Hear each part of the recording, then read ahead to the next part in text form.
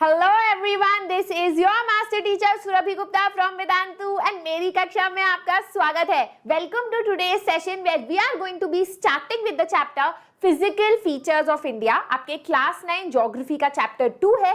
Chapter 1 हम already कर चुके हैं। अगर आपने नहीं देखा तो इस चैनल पे है गाइस, जाके देख लो, प्लेलिस्ट सब कुछ अवेलेबल है, so you can go and watch that. This is the second chapter of geography and let me tell you, it is one chapter जिसमें मुझको बहुत मेहनत करनी पड़ती है to prepare, because as a child this chapter और एक और चैप्टर आपका आता है ड्रेनेज, ये दोनों चैप्टर्स मुझको बिल्कुल नहीं समझ आए थे जब मैं स्कूल की स्टूडेंट थी। It was only when I had gone to college और मैंने टोपोग्राफी करके एक ऑप्शनल लिया था you know as an extra subject, तब मुझको समझ आया था इस चैप्टर का लॉजिक।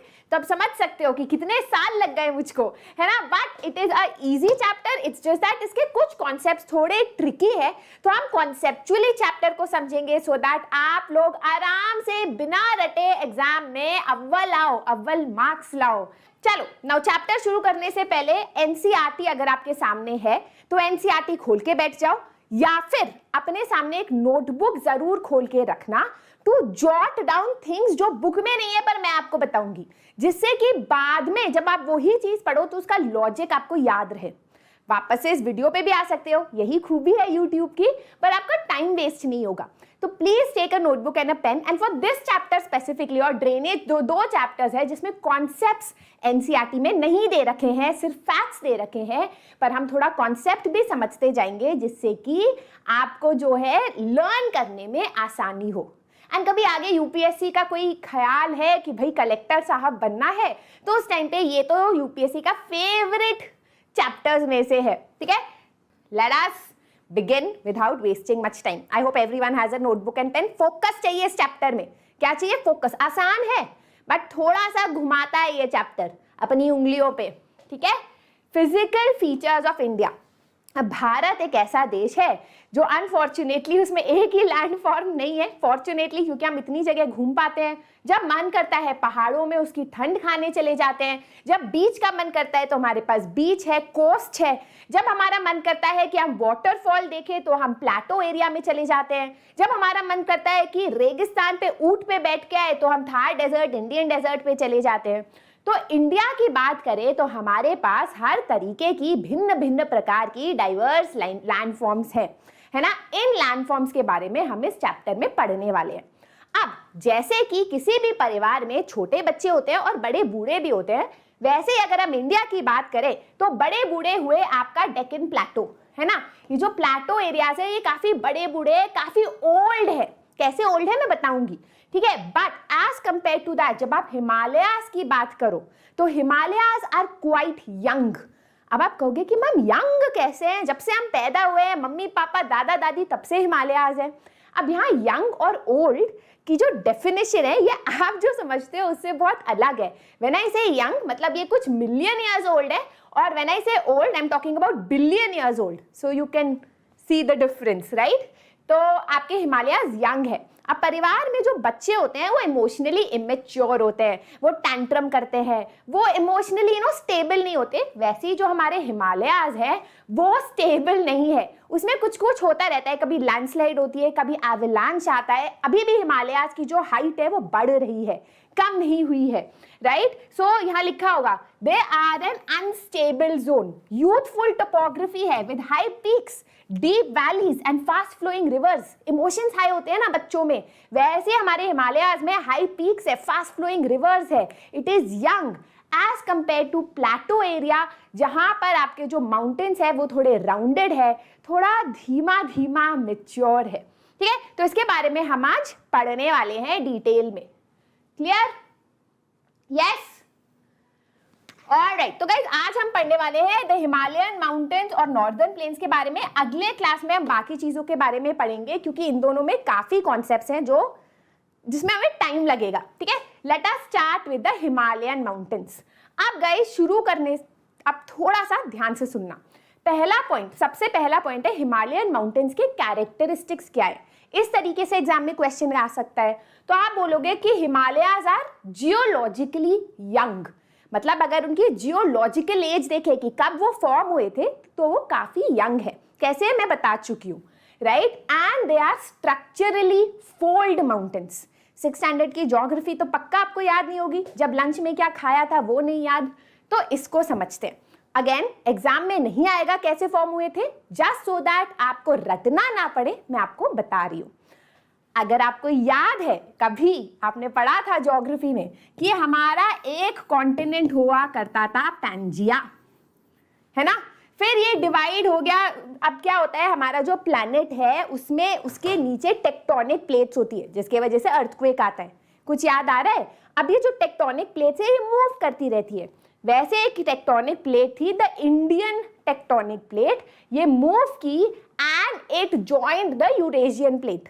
छोटा सा शॉर्ट फॉर्म में बता रही हूँ, ठीक है। अब जब वो यूरेशियन प्लेट को के पास गई तो इस तरीके से जब दो प्लेट्स जाती है, मेरे पास कोई कुछ है नहीं, दो प्लेट्स जाती है तो ऊपर उठ जाती है ना, दो बुक्स को ऐसे रखो तो ऊपर उठ जाएंगी।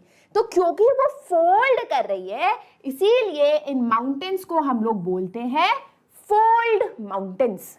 क्या बोलते हैं इनको? Fold mountains.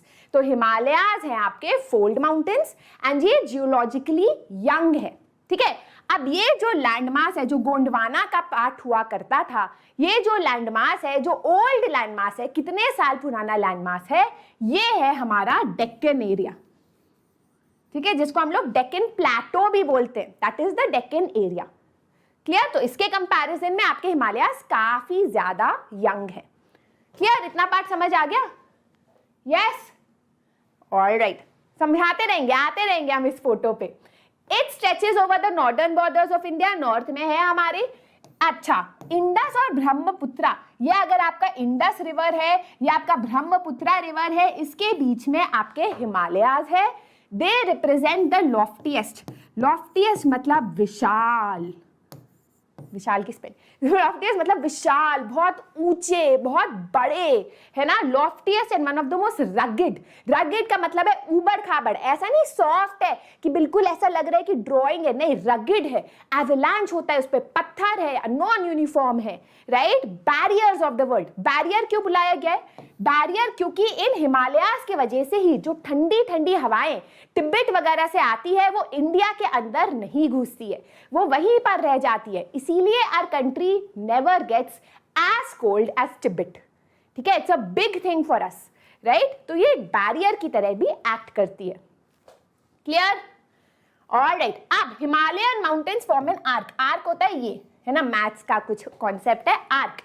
अगर हम डिस्टेंस देखें हिमालयाज का तो इस पॉइंट से इस पॉइंट तक डिस्टेंस है 2400 किलोमीटर, बट विड्थ देखें तो विड्थ यहां पर है 400 किलोमीटर और यहां है 150 किलोमीटर्स, ठीक है। तो wide, it is quite wide in the western side and very narrow in the eastern side, ठीक है। ये थोड़ा सा याद करने वाला पार्ट है। अब पॉइंट है, the altitudinal variations are greater in the eastern half than in the western half. Altitude क्या होता है? अब जल्दी से ये कॉन्सेप्ट्स क्लियर कर देते हैं। ये हमारा अर्थ है। What is longitude? Lines that connect north pole to south pole is the longitude.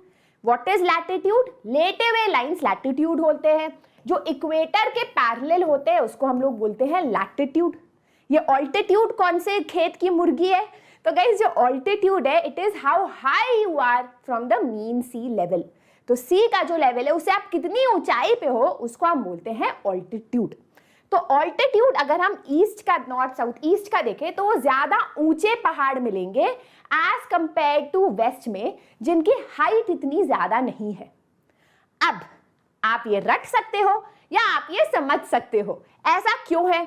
क्योंकि जैसे मैंने आपको कहानी बताई कि वो जो गोंडवाना, जो इंडियन प्लेट है, जो यूरेशियन प्लेट से जुड़ी, तो सबसे पहले ईस्टर्न साइड पे जुड़ी, ठीक है। सबसे पहले वो ईस्टर्न साइड से टकराई और यहाँ पर सबसे पहले माउंटेन्स फॉर्म हुए और फिर धीरे धीरे वेस्टर्न साइड से टकराई, ठीक है। तो देखो, जैसे ये आपका इंडियन प्लेट है, ये आपका यूरेशियन प्लेट है, तो यहाँ ईस्टर्न साइड से टकरा गई, ठीक है। यहाँ एकदम हाई माउंटेन्स बन गए, यहाँ धीरे धीरे स्लो स्पीड से टकराई। तो क्योंकि स्लो स्पीड से टकराई इसीलिए वेस्टर्न साइड में जो हाइट है माउंटेन्स की वो थोड़ी सी कम है। नहीं भी समझना कोई बात नहीं, रख लेना, ठीक है। मतलब मैं तो समझा दी हूँ क्योंकि मतलब मजा आता है, ठीक है। चलो, they are the mountain barriers of the world, ये मैं समझा चुकी हूँ। क्लियर? यस, बेटा ऑल्टीट्यूड क्या होता है? ऑल्टीट्यूड होता है कि ये जो मीन सी लेवल है, मीन सी लेवल क्या होता है? जो आपका सी लेवल है ना, सी लेवल हमेशा यूनिफॉर्म होता है मोस्टली, अब बढ़ने लगा बिकॉज ऑफ क्लाइमेट चेंज, पर वो जो मीन सी लेवल है उससे आप कितने ऊंचाई पे हो। जैसे कभी कभी हम बोलते हैं हिमालयाज है 6000 मीटर हाई, 6000 मीटर हाई। कभी कभी जो होता है जैसे हम बैंगलोर में हैं तो हम भी 2000 मीटर हाई है, हम प्लेटो पे है, राइट। तो आप कितने ऊंचाई पे हो उसको हम ऑल्टीट्यूड बोलते हैं। तो ईस्टर्न साइड पे ज्यादा ऑल्टीट्यूड वाले माउंटेन्स है, ज्यादा ऊंचाइयों वाले माउंटेन्स है, वेस्टर्न साइड में कम ऊंचाइयों वाले।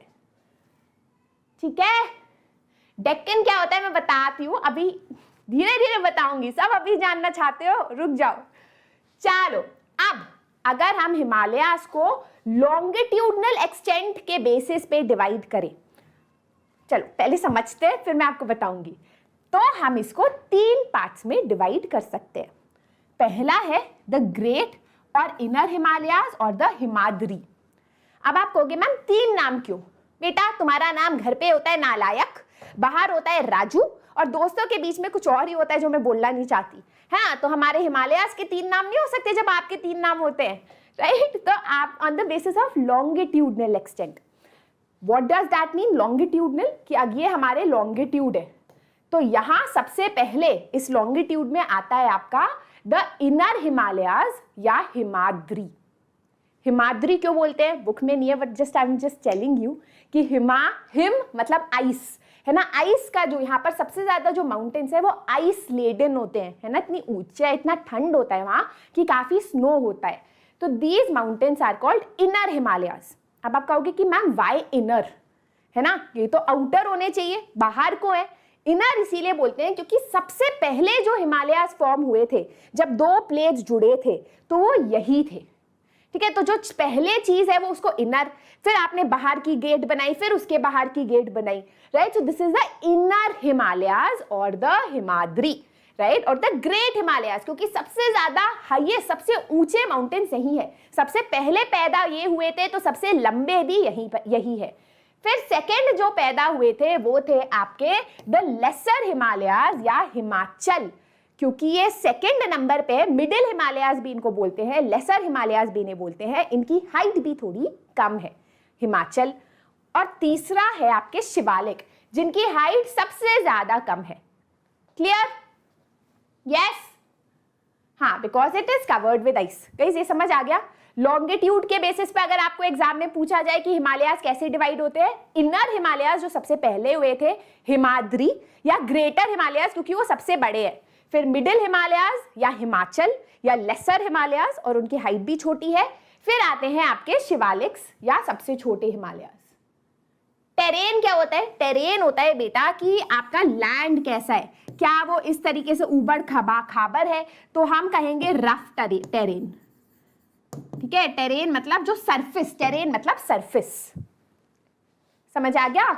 चलो अब हम चलते हैं थोड़े डिटेल में। मजा आ रहा है? इमेजिन करो गाइस, आई नो कि चैप्टर लग सकता है बोरिंग, बुक में तो बहुत ही भयंकर बोरिंग लगता है जब आप पढ़ते हो, बट अभी इस सेशन के लिए आंख बंद करके थोड़ा इमेजिन भी करो कि आप हिमालयास को ऊपर से देख रहे हो, कैसे वो फॉर्म हो रहा है। It's a thing of beauty, है ना, मतलब कि मिलियंस ऑफ ईयर्स में हमारी धरती किस तरीके से पैदा हुई है, तो थोड़ा आप उस सेंस में सोचोगे तो मजा आएगा। ठीक है, चलो अब हम आते हैं ग्रेट और इनर हिमालयास या हिमाद्री पे। It is the most continuous range. Continuous range मतलब माउंटेन्स जो है कंटिन्यूअस है, ऐसा नहीं है उसमें बहुत ज्यादा ब्रेक्स है।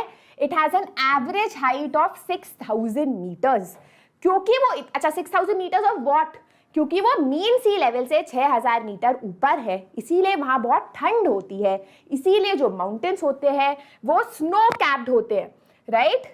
लिखा होगा they are snow bound, perennially snow bound. Perennially मतलब पूरे साल भर वहां पर बर्फ होती है, स्नो होती है, क्योंकि पूरे साल वहां ठंडा होता है। क्लियर? ठीक है, तो वहां ग्लेशियर्स भी काफी पाए जाते हैं। ग्लेशियर्स क्या होता है? Reverse of ice.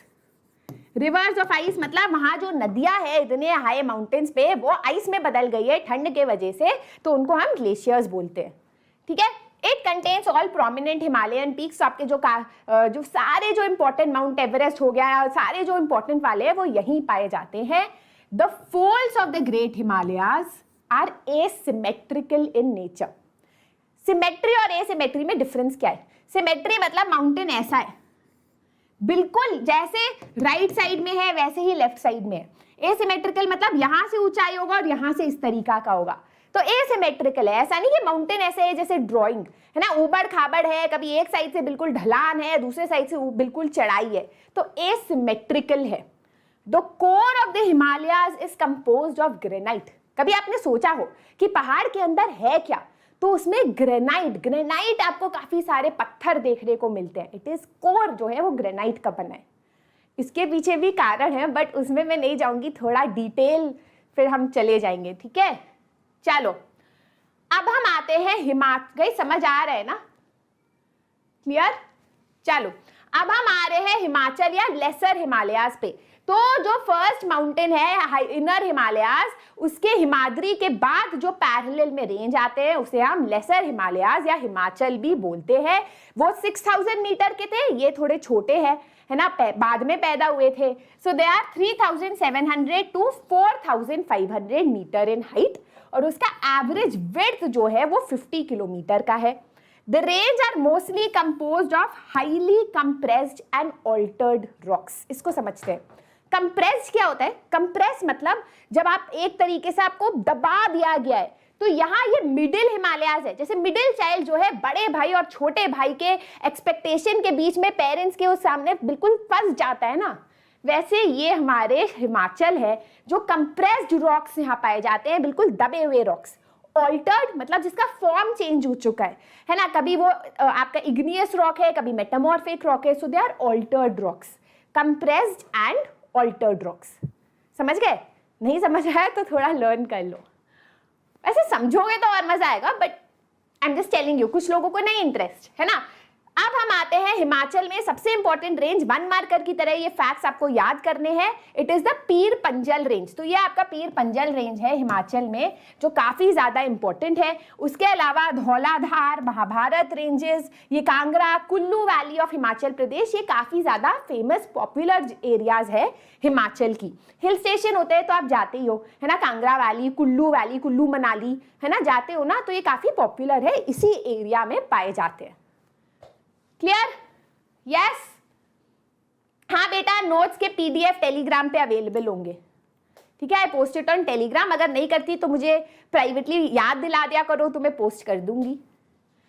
ऑलराइट, अब हम आते हैं शिवालिक्स पे। शिवालिक्स आर द यंगेस्ट, आखिरी में जो पैदा हुए थे, सबसे छोटे, इसलिए हाइट भी उनकी छोटी है। They have an altitude of 900 to 1100 kilometre, width है 10 टू 50 किलोमीटर की। उन्हें आउटर मोस्ट रेंज बोलते हैं। अब याद रखना, आउटर मोस्ट क्यों? आप यहाँ खड़े हो, आप कहोगे कि मैम ये तो हमारे सबसे पास है, इनर मोस्ट होना चाहिए। तो मैं आपको समझा चुकी हूँ, क्योंकि वो बाद में पैदा हुए थे, उसको आउटर मोस्ट बोला जाता है। सबसे पहला जो पैदा हुआ था उसे इनर मोस्ट बोला गया है। Clear? Right? These ranges are composed of unconsolidated sediments brought down by rivers from the main Himalayan ranges located further north. ये जो माउंटेन्स है आपके हिमाद्री और हिमाचल में, यहाँ से जो नदियाँ आती है, ये अपने सेडिमेंट्स इन पहाड़ों पे थोड़ा थोड़ा छोड़ना शुरू कर देती है, इसीलिए ये काफी फर्टाइल एरिया है, ये सेडिमेंट से बनी है। क्लियर? अब हम आते हैं अगले कॉन्सेप्ट पे जो बहुत ज्यादा इंपॉर्टेंट है, जिसको हम बोलते हैं दून। दून क्या बोलते हैं? दून, जैसे देहरादून है ना। तो जो आपके ये लेसर हिमालयाज है, हिमाचल है, और आपके शिवालिक्स है, इसके बीच में एक बहुत बड़ा लैंडमास आता है जिसको हम बोलते हैं वैली एरिया। मतलब दो पहाड़ों के बीच में जो एरिया होता है इसको क्या बोलते हैं? वैली। जहां पर आप लोग क्या करते हो? आप लोग ऐसे सन बनाते हो, चिड़िया बनाते हो, है ना, ये हम सब ने ही बनाया है बचपन में, राइट। तो ये जो वैली होता है, मतलब ये आपका इंडिया है, ये आपका हिमाचल है, ये आपका शिवालिक है, तो इसी लॉन्गिट्यूड में जो एरिया आता है इसको हम लोग बोलते हैं दून। बहुत वाइड एरिया होता है ये। अब जो भी नदियां आती है ये सारी जो है यहाँ पर आके काफी सारा अपना सेडिमेंट्स छोड़ देती है, तो इस एरिया को हम काफी फर्टाइल भी बुला सकते हैं। It is very very fertile, जैसे कोतली दून, देहरादून, पतली Doon, right. These valleys are covered with thick gravel and alluvium. क्यों? क्योंकि भाई नदियां जो है अपने सेडिमेंट्स यहाँ पर छोड़ती है। जो सेडिमेंट्स नदियां छोड़ती है उसको क्या बोलते हैं? एल्यूवियम, ग्रेवल क्या होता है? पत्थर, पत्थर लाती है ना नदियां, उसको ग्रेवल बोलते हैं। इंग्लिश थोड़ी सी याद करनी पड़ेगी, right? Clear? Unconsolidated sediments, unconsolidated sediment होता है बेटा, कंसोलिडेटेड मतलब साथ में, सारे सेडिमेंट्स जो है साथ में आ रहे हैं पार्टी में, हम तो साथ में आएंगे, नाचेंगे और साथ में जाएंगे, नहीं, अनकंसोलिडेटेड है, दूर दूर अलग अलग शेप्स के, अलग अलग फॉर्म के वो लोग आके वहां सेडिमेंटेशन करते हैं। क्लियर? समझ आ गई? Any other doubt? अबे पवन एंटरप्राइजेस डेक्कन पे आएंगे तो बता दूंगी डेक्कन क्या होता है। चलो आगे बढ़ने से पहले वीडियो को थम्स अप नहीं दिया है तो दे देना गाइस, और सब्सक्राइब मत भूलना करने के लिए। चलो अब on the basis of longitude हमने क्या देखा? Himalayas are divided into the inner Himalayas या हिमाद्री, हिमाचल और Shivalik. On the basis of region, है ना, ईस्ट और वेस्ट के बेसिस पे भी हमने हिमालयाज को डिवाइड कर रखा है। तो ये है आपका हिमालयाज। याद रखना, अगर आपके पास पेपर और नोटबुक है अभी रफली ड्रॉ कर लो, आपके लिए आसान होगा। पीडीएफ में दे दूंगी बट खुद ड्रॉ करने का अलग ही मजा है, ठीक है? तो अगर आप इसको ड्रॉ करते हो तो यहां आप ऐसे ड्रॉ करना, इंडस रिवर और सतलज रिवर के बीच में जो हिमालयाज का पार्ट है उसको हम बोलते हैं पंजाब हिमालयाज। क्या बोलते हैं? पंजाब हिमालयाज। फिर सतलज और, हाँ कुछ गड़बड़ है क्या? हाँ सही है, सतलज और काली के बीच में जो हिमालयाज है इसको हम लोग बोलते हैं कुमाऊं हिमालयाज। फिर काली और तीस्ता के बीच में जो हिमालयाज है उसको हम बोलते हैं नेपाल हिमालयाज। तीस्ता और ब्रह्मपुत्रा के बीच में जो हिमालयाज है इसको हम बोलते हैं आसाम हिमालयाज। इसको तो याद करना है, इसका कुछ समझने का नहीं है। It's just that we have divided the Himalayas on the basis of the river जो बीच में उसको काटती है, ठीक है? अब एक बात याद रखना कि ये जो है कुछ भूली तो नहीं ना मैं?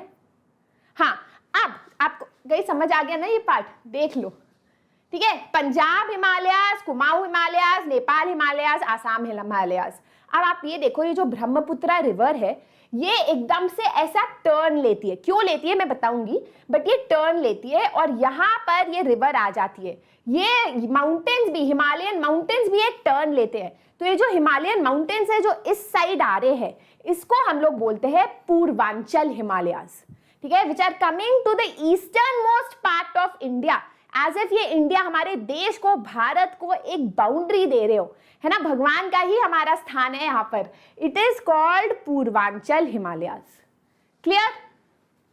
Any doubt?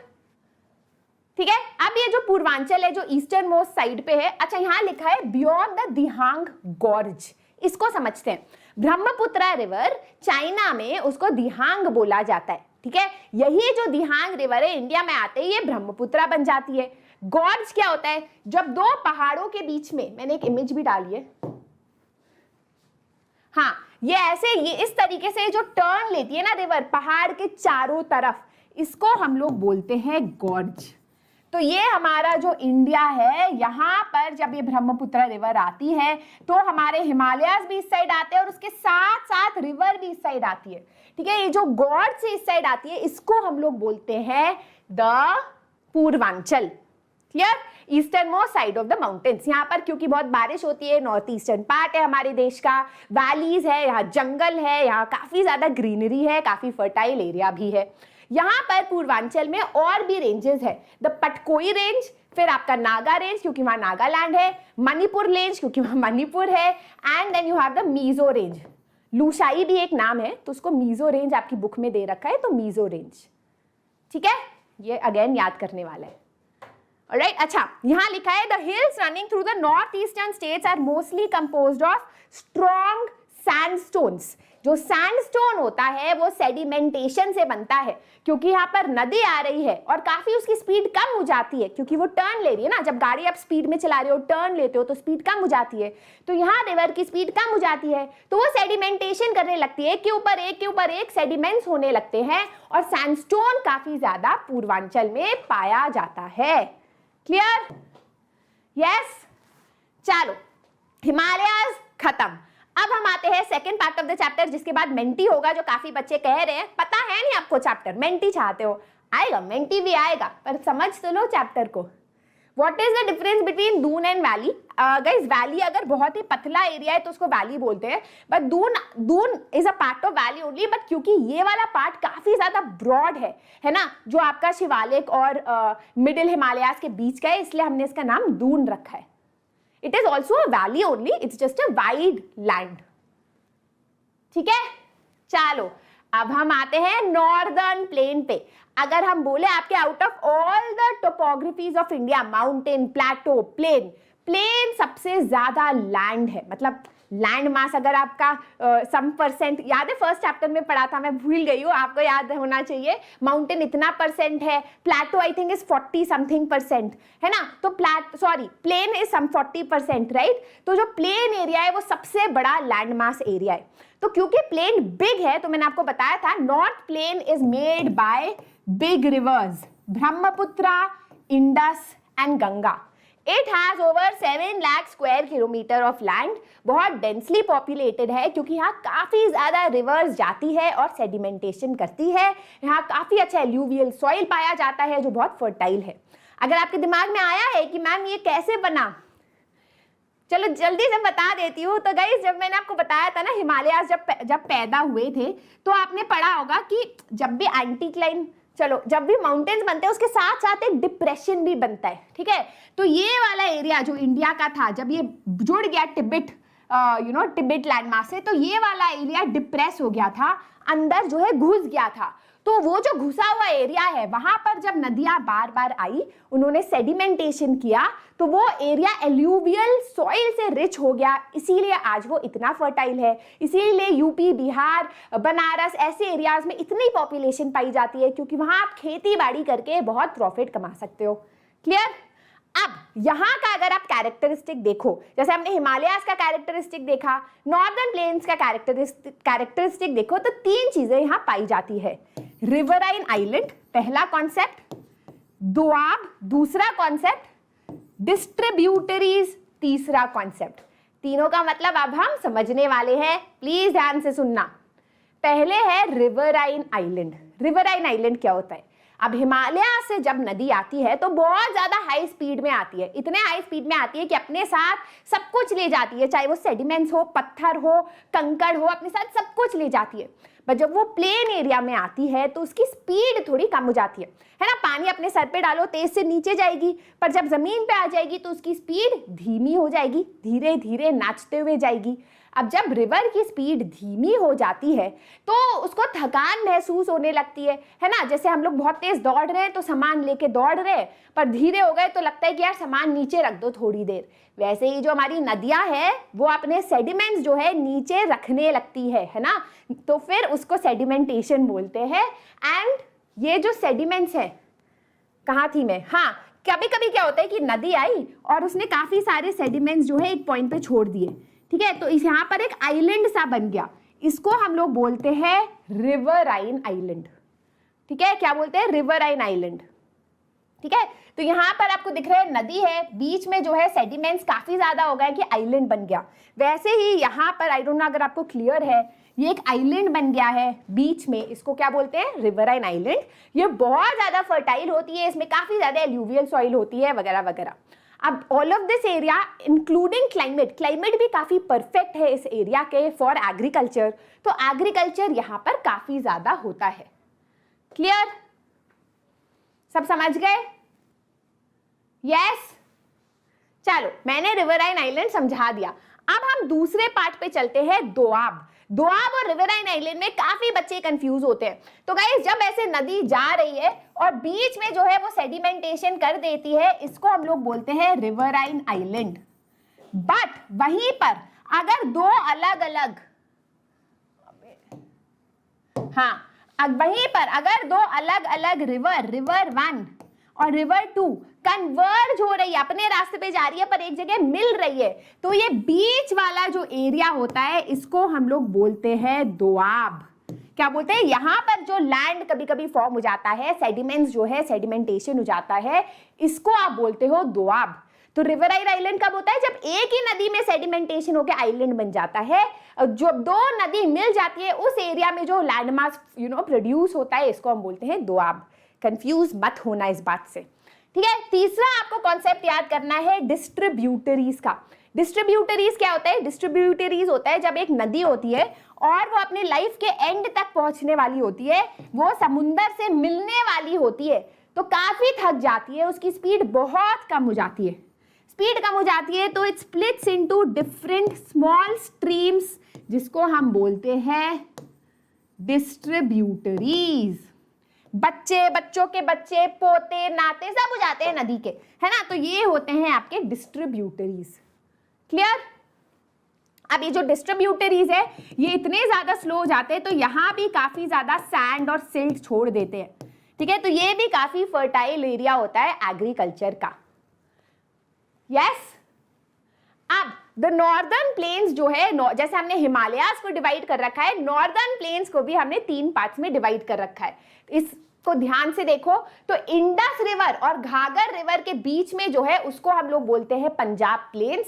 यहाँ पर काफी सारे दोआब पाए जाते हैं, मतलब काफी 5 नदियां है ना, पंजाब मतलब 5 नदियां जहां पर जाती है उसको पंजाब बोलते हैं। पंज मतलब 5, पंच, है ना। तो दोआब काफी पाए जाते हैं क्योंकि रिवर्स आपस में मिलती है and they form a Doab. दूसरा है आपका घाघर रिवर और तीस्ता रिवर के बीच में you have your Ganga plain, right. Teesta river और ब्रह्मपुत्रा रिवर के बीच में हमारा है ब्रह्मपुत्रा प्लेन। तो इसको भी आपको थोड़ा सा याद करना है, माउंटेन्स और प्लेन्स में कंफ्यूज नहीं होना है, राइट। चलो गाइस, क्लियर हो गया? Ma'am what is the meaning of plain? Plain बोलते हैं क्योंकि पहाड़ हो गए, प्लेन है मीन सी लेवल से बिल्कुल ऑलमोस्ट 100 मीटर ऊपर ही होता है, उसको प्लेन बोलते हैं, है ना। मीन सी लेवल से ज्यादा ऊंचा नहीं होता ये। क्लियर? ऑलराइट, अब हम आते हैं नॉर्दर्न प्लेन्स को हम फर्दर डिवाइड करते हैं। एक तो हमने रीजन के और रिवर्स के बेसिस पे उसको डिवाइड कर दिया। अरे क्या हो रहा है?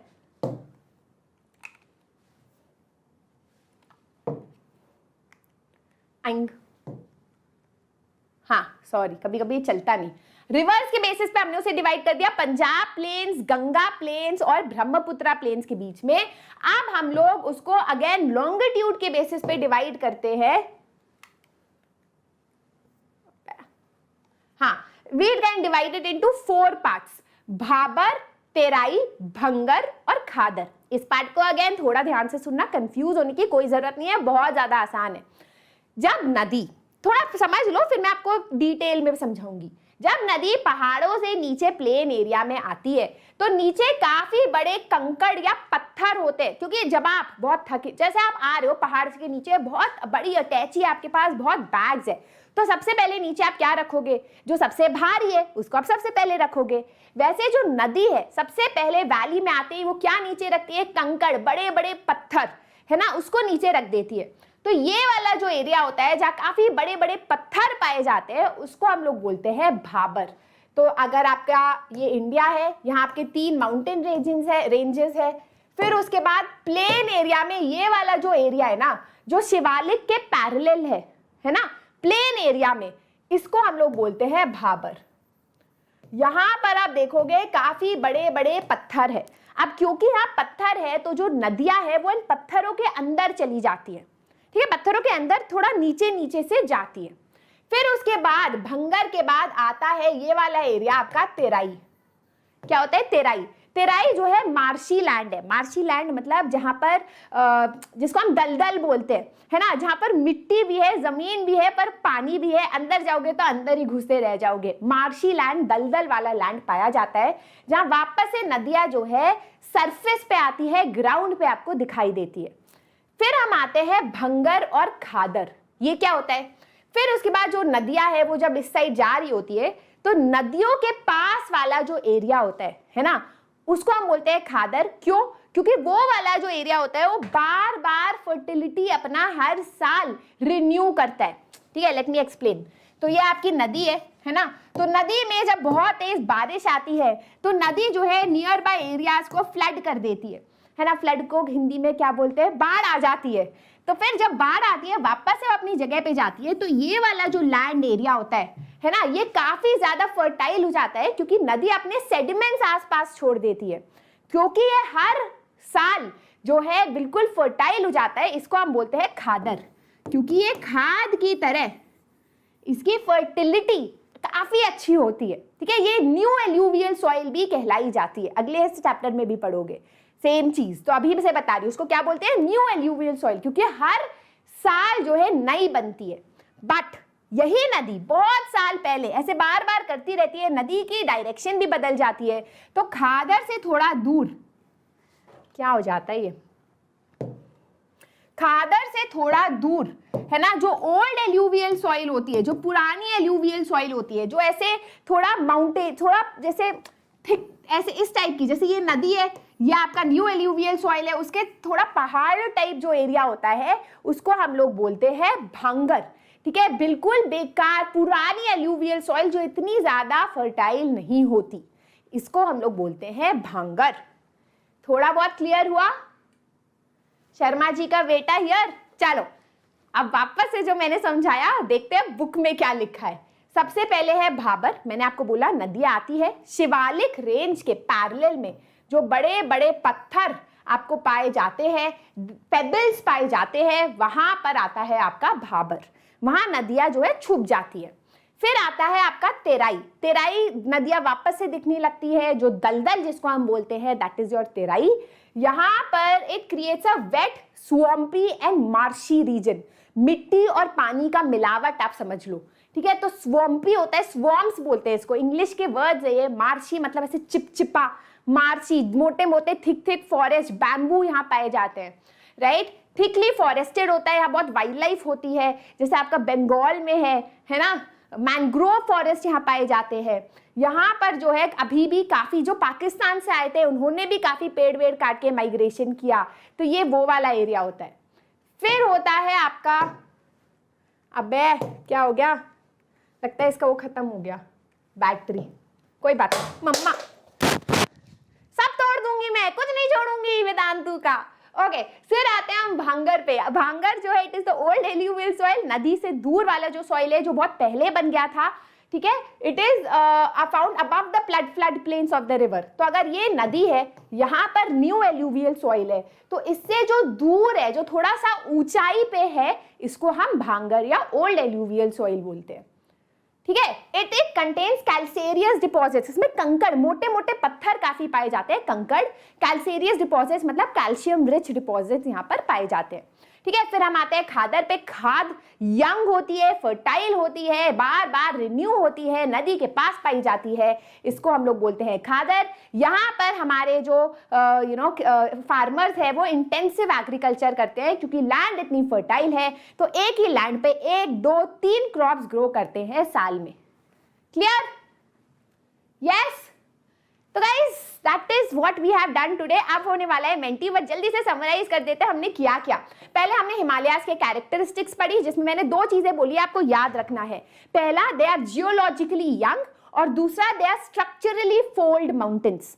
फिर आपको पढ़ना है कि भैया on the basis of longitude, longitude के बेसिस पे हम उसे 3 पार्ट्स में डिवाइड कर सकते हैं, हिमाद्री, हिमाचल और शिवालिक। वैसे ही on the basis of region या रिवर्स हम उसको 4 पार्ट्स में डिवाइड कर सकते हैं, पंजाब हिमालयाज, कुमाऊं हिमालयाज, नेपाल हिमालयाज एंड आसाम हिमालयाज, PKNS, ठीक है। PKNA,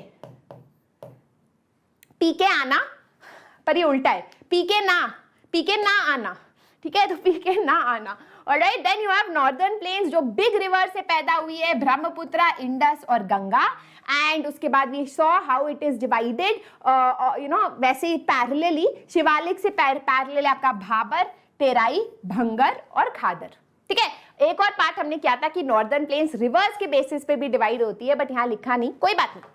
हेलो बच्चों, how are you all doing today? This is your master teacher Surabhi Gupta from Vedantu, and मेरी कक्षा में आपका स्वागत है। तो गाइज आज के सेशन में हम लोग शुरुआत करने वाले, हम लोग कंटिन्यू करने वाले हैं आपका chapter physical features of India. इस चैप्टर का पहला सेशन हो चुका है, अगर आपने वो नहीं देखा है तो जरूर देख लेना। बहुत अत्यंत से भी ज्यादा जरूरी है कि आप सेशंस को देखो, पेन और पेपर के साथ बैठो। देखो मैं हर चैप्टर के लिए नहीं बोलती है ना, मैं बोलती हूँ मैं नोट्स दे दूंगी, बट इस चैप्टर के लिए मैं आपको कह रही हूँ कि अपने नोट्स, अपनी नोटबुक और पेन के साथ बैठो और जो मैं बोल रही हूँ, जो आप समझ रहे हो, वीडियो पॉज करके खुद जो है जॉट डाउन करो, खुद जो है ड्रॉ करो, खुद समझो, तो आपको इस चैप्टर में मजा भी आएगा। आपको ना ऐसा लगेगा कि यार देश के बारे में जो आपको चीजें पता चलेगी, ज्योग्राफी से आपको प्यार हो जाएगा, ठीक है। So make sure that you do that. अगर आप इस सेशन का रिप्ले देख रहे हो, नॉर्मली आई से वॉच इट एट 1.25x है ना स्पीड, बट आज मैं ये नहीं कहूंगी, मैं कहूंगी नॉर्मल स्पीड से देखो। अच्छा नाउ गाइस, हर वीडियो का जो पीडीएफ है वो हम टेलीग्राम चैनल पे भी डालते हैं। So this is the Telegram channel link, make sure that you join the Telegram channel अगर अभी तक नहीं किया है तो। And this is our Instagram ID, my Instagram ID, आप मुझे फॉलो भी कर सकते हो अगर आप मुझसे पर्सनली कोई बात करना चाहते हो या अपनी कोई इशू बताना चाहते हो, ठीक है। चलो शुरुआत करते हैं without much delay, physical features of India. तो अभी तक हमने क्या पढ़ा? अभी तक हमने हिमालयाज के बारे में पढ़ा, है ना।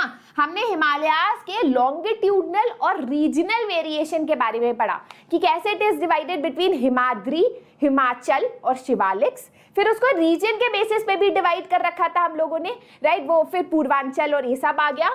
फिर हम लोगों ने देखा इंडियन प्लेन्स के बारे में कि इंडियन प्लेन्स को भी Brahmaputra plain, Ganga plain, rivers के बेसिस पे हमने डिवाइड किया था। और फिर रिलीफ फीचर्स के बेसिस पे भी हमने इसको डिवाइड किया था।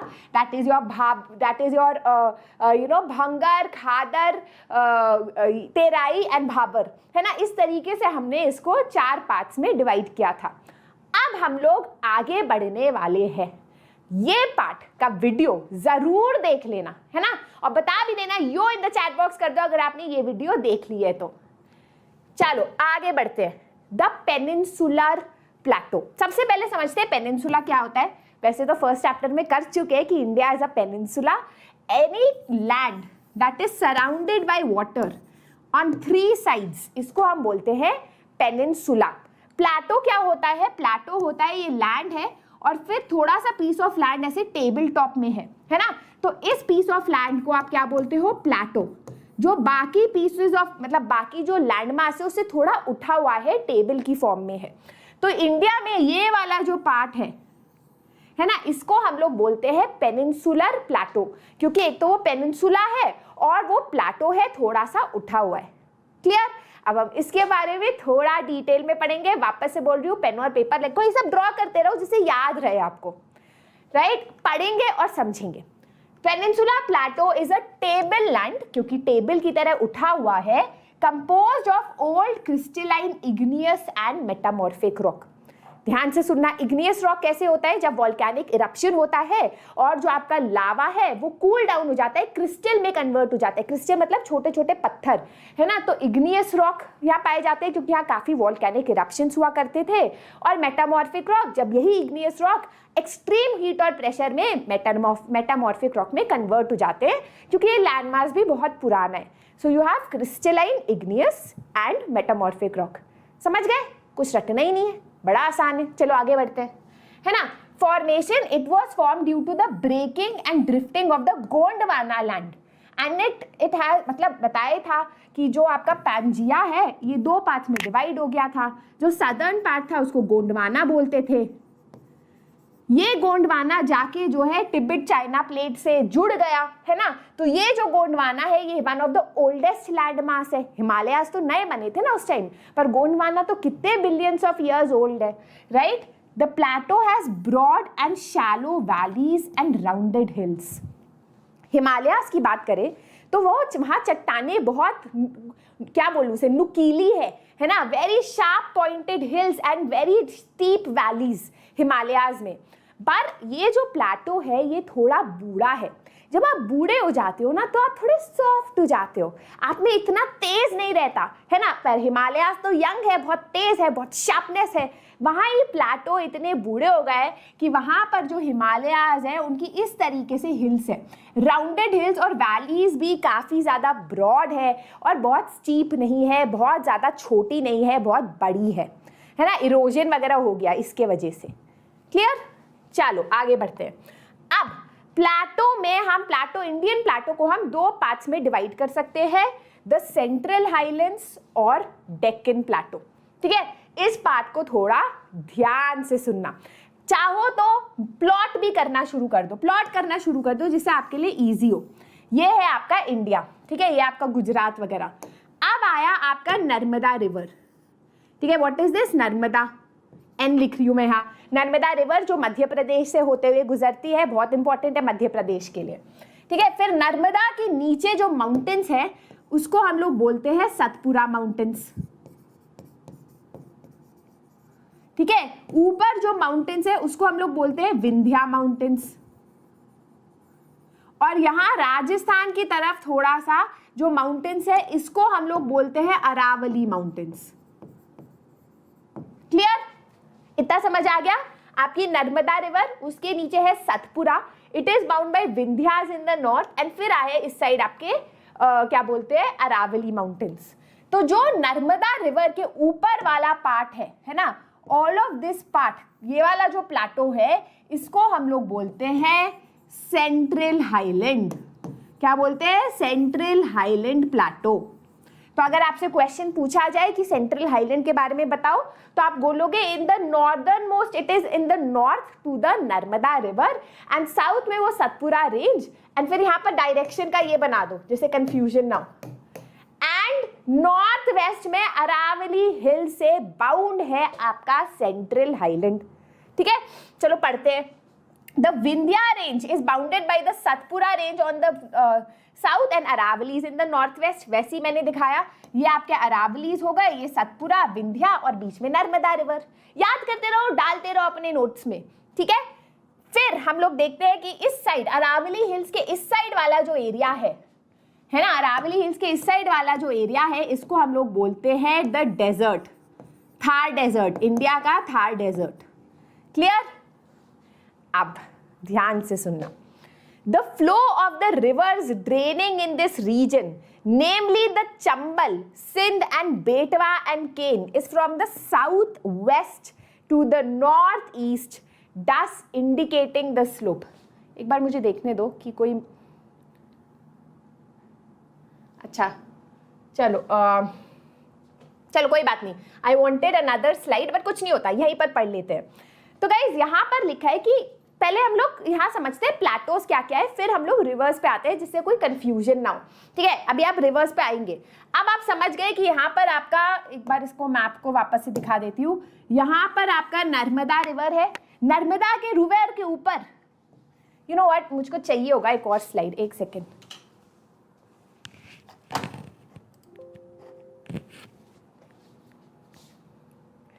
ऑलराइट, न्यू स्लाइड हो जाए, इसको करा जाए फुल स्क्रीन, एंड हम आ गए न्यू स्लाइड पे। चलो अब हम लोग ठीक से पढ़ पाएंगे ना, क्लियर होगा हमारे लिए। पहले हम लोग इंडिया बना लेते हैं। ठीक है, मतलब मेरा देखो इतना अच्छा ड्राइंग नहीं है, मुझे पता है बहुत लोग हैं यूट्यूब पे जो अलग ही सुंदर बनाते हैं, मैं नहीं कर सकती। ठीक है, ये है आपका नर्मदा रिवर, ड्रॉ कर लो मेरे साथ साथ। उसके बाद आते हैं आपके माउंटेन्स, तो ये है आपके सतपुरा माउंटेन्स। ठीक है, फिर ये है आपके अरावली माउंटेन्स। क्लियर? क्लियर? कुछ छोड़ा मैंने? Aravalli mountains, Vindhya mountains, Satpura mountains. अच्छा, अब हम आते हैं प्लाटो पे। तो गाइज अब आपको, अच्छा सॉरी, सतपुरा लिख ही लेती हूँ, कंफ्यूजन हो रहा है उससे।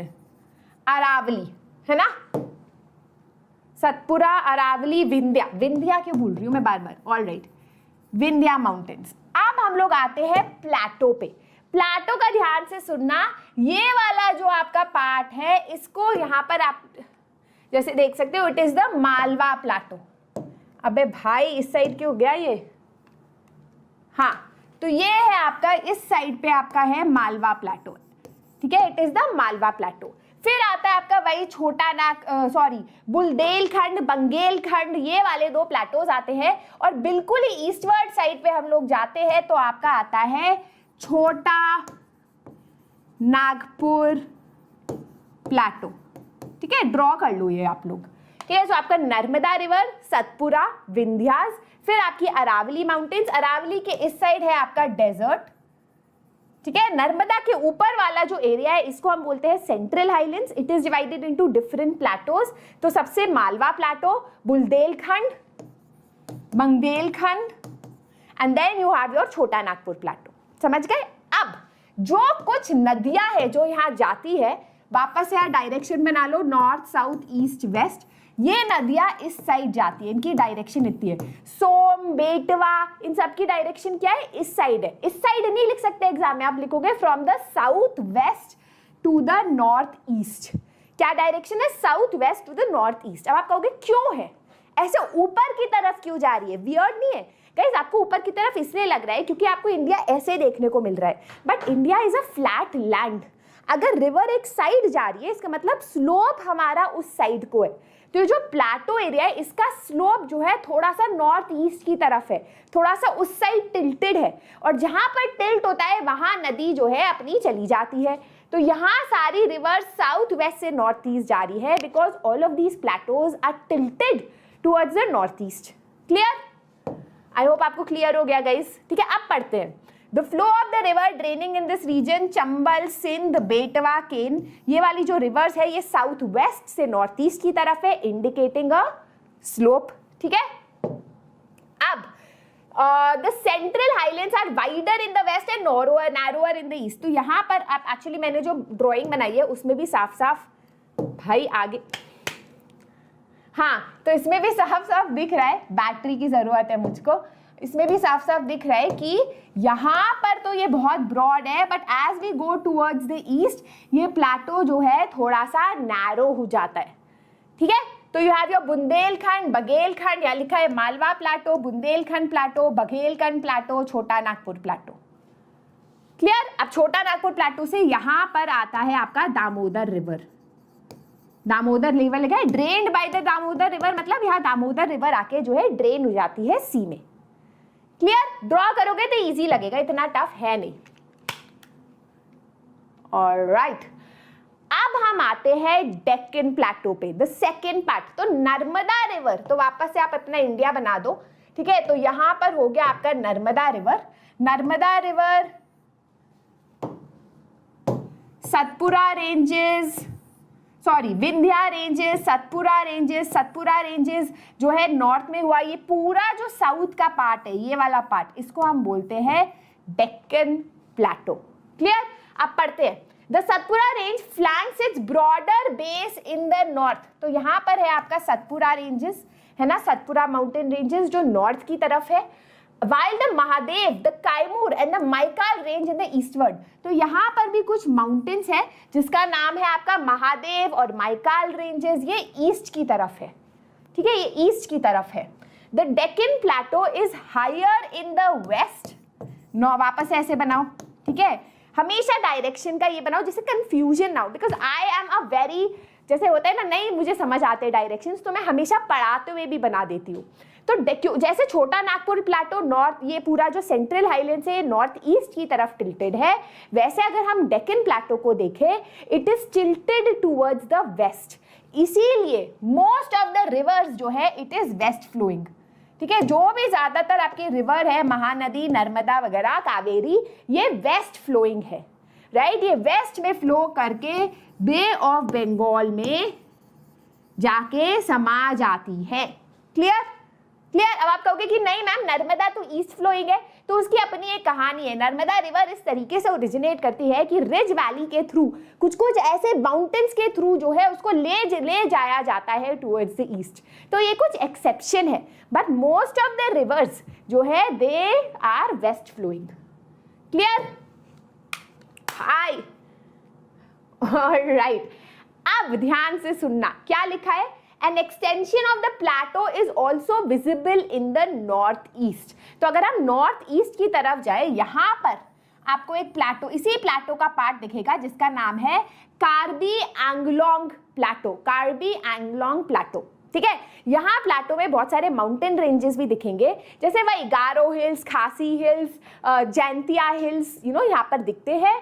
ये क्यों हटे हुए हैं आपके डेक्कन प्लेटो से? जैसे कभी कभी ज्वाइंट फैमिली नहीं होती और फिर उसमें जो सबसे यंगेस्ट बहू और बेटा जो होता है वो कहते हैं हमें अलग रहना है, परिवार एक है पर थोड़ा अलग रहना चाहते हैं, फॉल्ट लाइन्स आ जाती है परिवार में। वैसे ही यहाँ पर एक फॉल्ट लाइन आ गई है, ठीक है। जब ये जुड़ रहे थे, हमारे दो प्लेट्स जुड़ रहे थे, तो बीच में क्रैक आ गया था। तो ये जो फॉल्ट लाइन है जहां पर आपका छोटा नागपुर प्लेटो है, इस फॉल्ट लाइन के बाद डेक्कन प्लेटो का ही पार्ट है ये कार्बी एंग्लोंग प्लेटो, जहां पर आपके ये सारे हिल्स है, जैंतिया हिल्स, खासी हिल्स और गारो हिल्स। क्लियर? ठीक है गाइस, आई होप इतना समझ आ गया। पहले है आपका डेक्कन प्लेटो, फिर है आपका सेंट्रल हाईलैंड्स। सेंट्रल हाईलैंड्स के नीचे नर्मदा रिवर के ऊपर का पार्ट है ना, सतपुरा, आपका विंध्या रेंजेस, सतपुरा रेंजेस के ऊपर वाला पार्ट है। वहां पर आपके अलग अलग प्लेटोज आ जाते हैं, मालवा प्लेटो, बुंदेलखंड प्लेटो, बंगेलखंड प्लेटो और छोटा नागपुर प्लेटो। जो आपकी रिवर्स है, सोम हो गया, बेटवा हो गई, वो नॉर्थ ईस्ट की तरफ जा रही है क्योंकि थोड़ा सा स्लोप है। वहीं हम डेक्कन प्लेटो की बात करें तो नर्मदा रिवर के नीचे है ना, यहाँ पर जो है, और ईस्ट में माइकाल हिल्स वगैरह वगैरह है, थोड़ा सा लर्न कर लो कौन से हिल्स है। वो जो है थोड़ा सा वेस्टवर्ड जो है स्लोप है, तो सारी रिवर्स भी वेस्टवर्ड ही है। Clear? Eastward, north south eastward, देखा यही गलती होती है, ईस्टवर्ड है। बहुत कम रिवर्स जैसे नर्मदा रिवर वेस्टवर्ड जाती है। ऑलराइट, चलो अब हम आते हैं घाट्स। वेस्टर्न घाट और ईस्टर्न घाट जो है वो डेक्कन प्लेटो का ही पार्ट है। घाट्स क्या होते हैं? घाट्स जो है माउंटेन रेंजेस होते हैं, तो हम उन्हें रेंज क्यों नहीं बुलाते हैं? तो ध्यान से सुनना, ये बहुत ज्यादा माउंटेन नहीं होते क्योंकि इतनी उनकी हाइट नहीं होती। हिल कह सकते हो आप इनको, they are like hills, but क्योंकि वो बिल्कुल रेंज की तरह कंटिन्यूअस और बहुत ज्यादा बड़े नहीं होते, हम उनको रेंज नहीं बुलाते, हम उनको घाट बुलाते हैं। क्या बुलाते हैं? घाट। ठीक है, ऊपर से वो थोड़े सी के पास होते हैं, इसीलिए भी हम उनको घाट बुलाते हैं। ठीक है, अब आए आपके वेस्टर्न और ईस्टर्न घाट्स। तो ये है आपका वेस्टर्न घाट्स और ये ईस्टर्न घाट्स। ध्यान से सुनना, जो वेस्टर्न घाट्स है वो जो सी है ना, this is the sea, Arabian sea, इससे बहुत ज्यादा पास है। ऑन द अदर हैंड जो ईस्टर्न घाट्स है वो थोड़े से बे ऑफ बंगाल से दूर है। ठीक है, थोड़े से दूर है। जो माउंटेन्स है यहाँ पर, ये थोड़े से सी से दूर है। यहाँ जो वेस्टर्न घाट्स के माउंटेन्स है ये कंटिन्यूअस माउंटेन्स है, इनमें कोई ब्रेक नहीं है। इसीलिए जब नदियों को या किसी को भी यहाँ जाना पड़ता है सी के पास, तो इन्हें पास बनाना पड़ता है। इसीलिए यहाँ से जो ट्रेन वगैरह जाती है इनमें काफी टनल्स होती है। जैसे अगर आप मालाबार कोस्ट या मालाबार रेलवेज, क्या बोलते हैं, कोंकण रेलवेज, इन सब में ट्रैवल किए हो गोवा तक, मुंबई तक, तो बहुत सारी टनल्स होती है क्योंकि माउंटेन रेंजेस के अंदर से जो है रास्ता बनाना पड़ता है। क्या मस्त है ना ज्योग्राफी, राइट? वहीं अगर हम ईस्टर्न घाट्स की बात करें तो माउंटेन्स जो है ऐसे डिसकंटिन्यूअस है, कंटिन्यूअस नहीं है, एंड यहाँ पर जो है काफी दूर है सी से, इसीलिए जो रिवर्स है वो यहाँ जब आती है तो फैल जाती है और डिस्ट्रीब्यूटरीज बना देती है, डेल्टा बना देती है। What is distributaries and delta? पढ़ा चुके हैं वैसे, बट वापस से बता देती हूँ। जब नदी अपना आखिरी पड़ाव पे होती है और सी में अपना जो है समर्पण करने वाली होती है, it becomes a part of the sea, उससे पहले उसकी स्पीड बहुत कम हो जाती है, और क्योंकि उसके पास इतना ज़्यादा एरिया होता है ना, तो वो छोटे छोटे हिस्सों में बट जाती है। इस स्ट्रीम को हम लोग बोलते हैं डिस्ट्रीब्यूटरी। अब ये जो स्ट्रीम जो है ये अपने सारे सेडिमेंट्स वगैरह यहाँ छोड़ देती है। जैसे होता है ना, मरने से पहले हम अपना मोह माया, सोना, लहंगे सब छोड़ के जाते हैं, अपने साथ लेके कभी नहीं जाते। तो नदियां भी सब अपना छोड़ के जो है समुंदर में समाने, अपने आप को समाने चली जाती है ना। तो ये जो सेडिमेंट्स और डिस्ट्रीब्यूटरीज, ये पूरा एरिया को हम डेल्टा बोलते हैं क्योंकि यहाँ पर काफी बड़ा ब्रॉड एरिया है नदियों के पास, है ना, समा जाने के लिए और अपना सारा सामान छोड़ जाने के लिए। तो यहाँ डेल्टा काफी फॉर्म होता है। बट नर्मदा जैसा रिवर जो वेस्ट की तरफ फ्लोइंग है, वो जो है डायरेक्टली सी के अंदर कूदा मारता है क्योंकि स्पेस ही नहीं है उसके पास फैलने का, है ना, एकदम मर गए, कुछ नहीं कर पाए, राइट? तो ये वाली जो रिवर्स होती है ये डेल्टा नहीं बनाती, ये एस्चुअरी बनाती है। ठीक है, इसके बारे में कभी और बात करेंगे, बट इतना समझ लो कि ये डायरेक्टली अगले चैप्टर में है शायद ये, बट ये डायरेक्टली अंदर घुस जाती है तो it doesn't form a delta. Clear?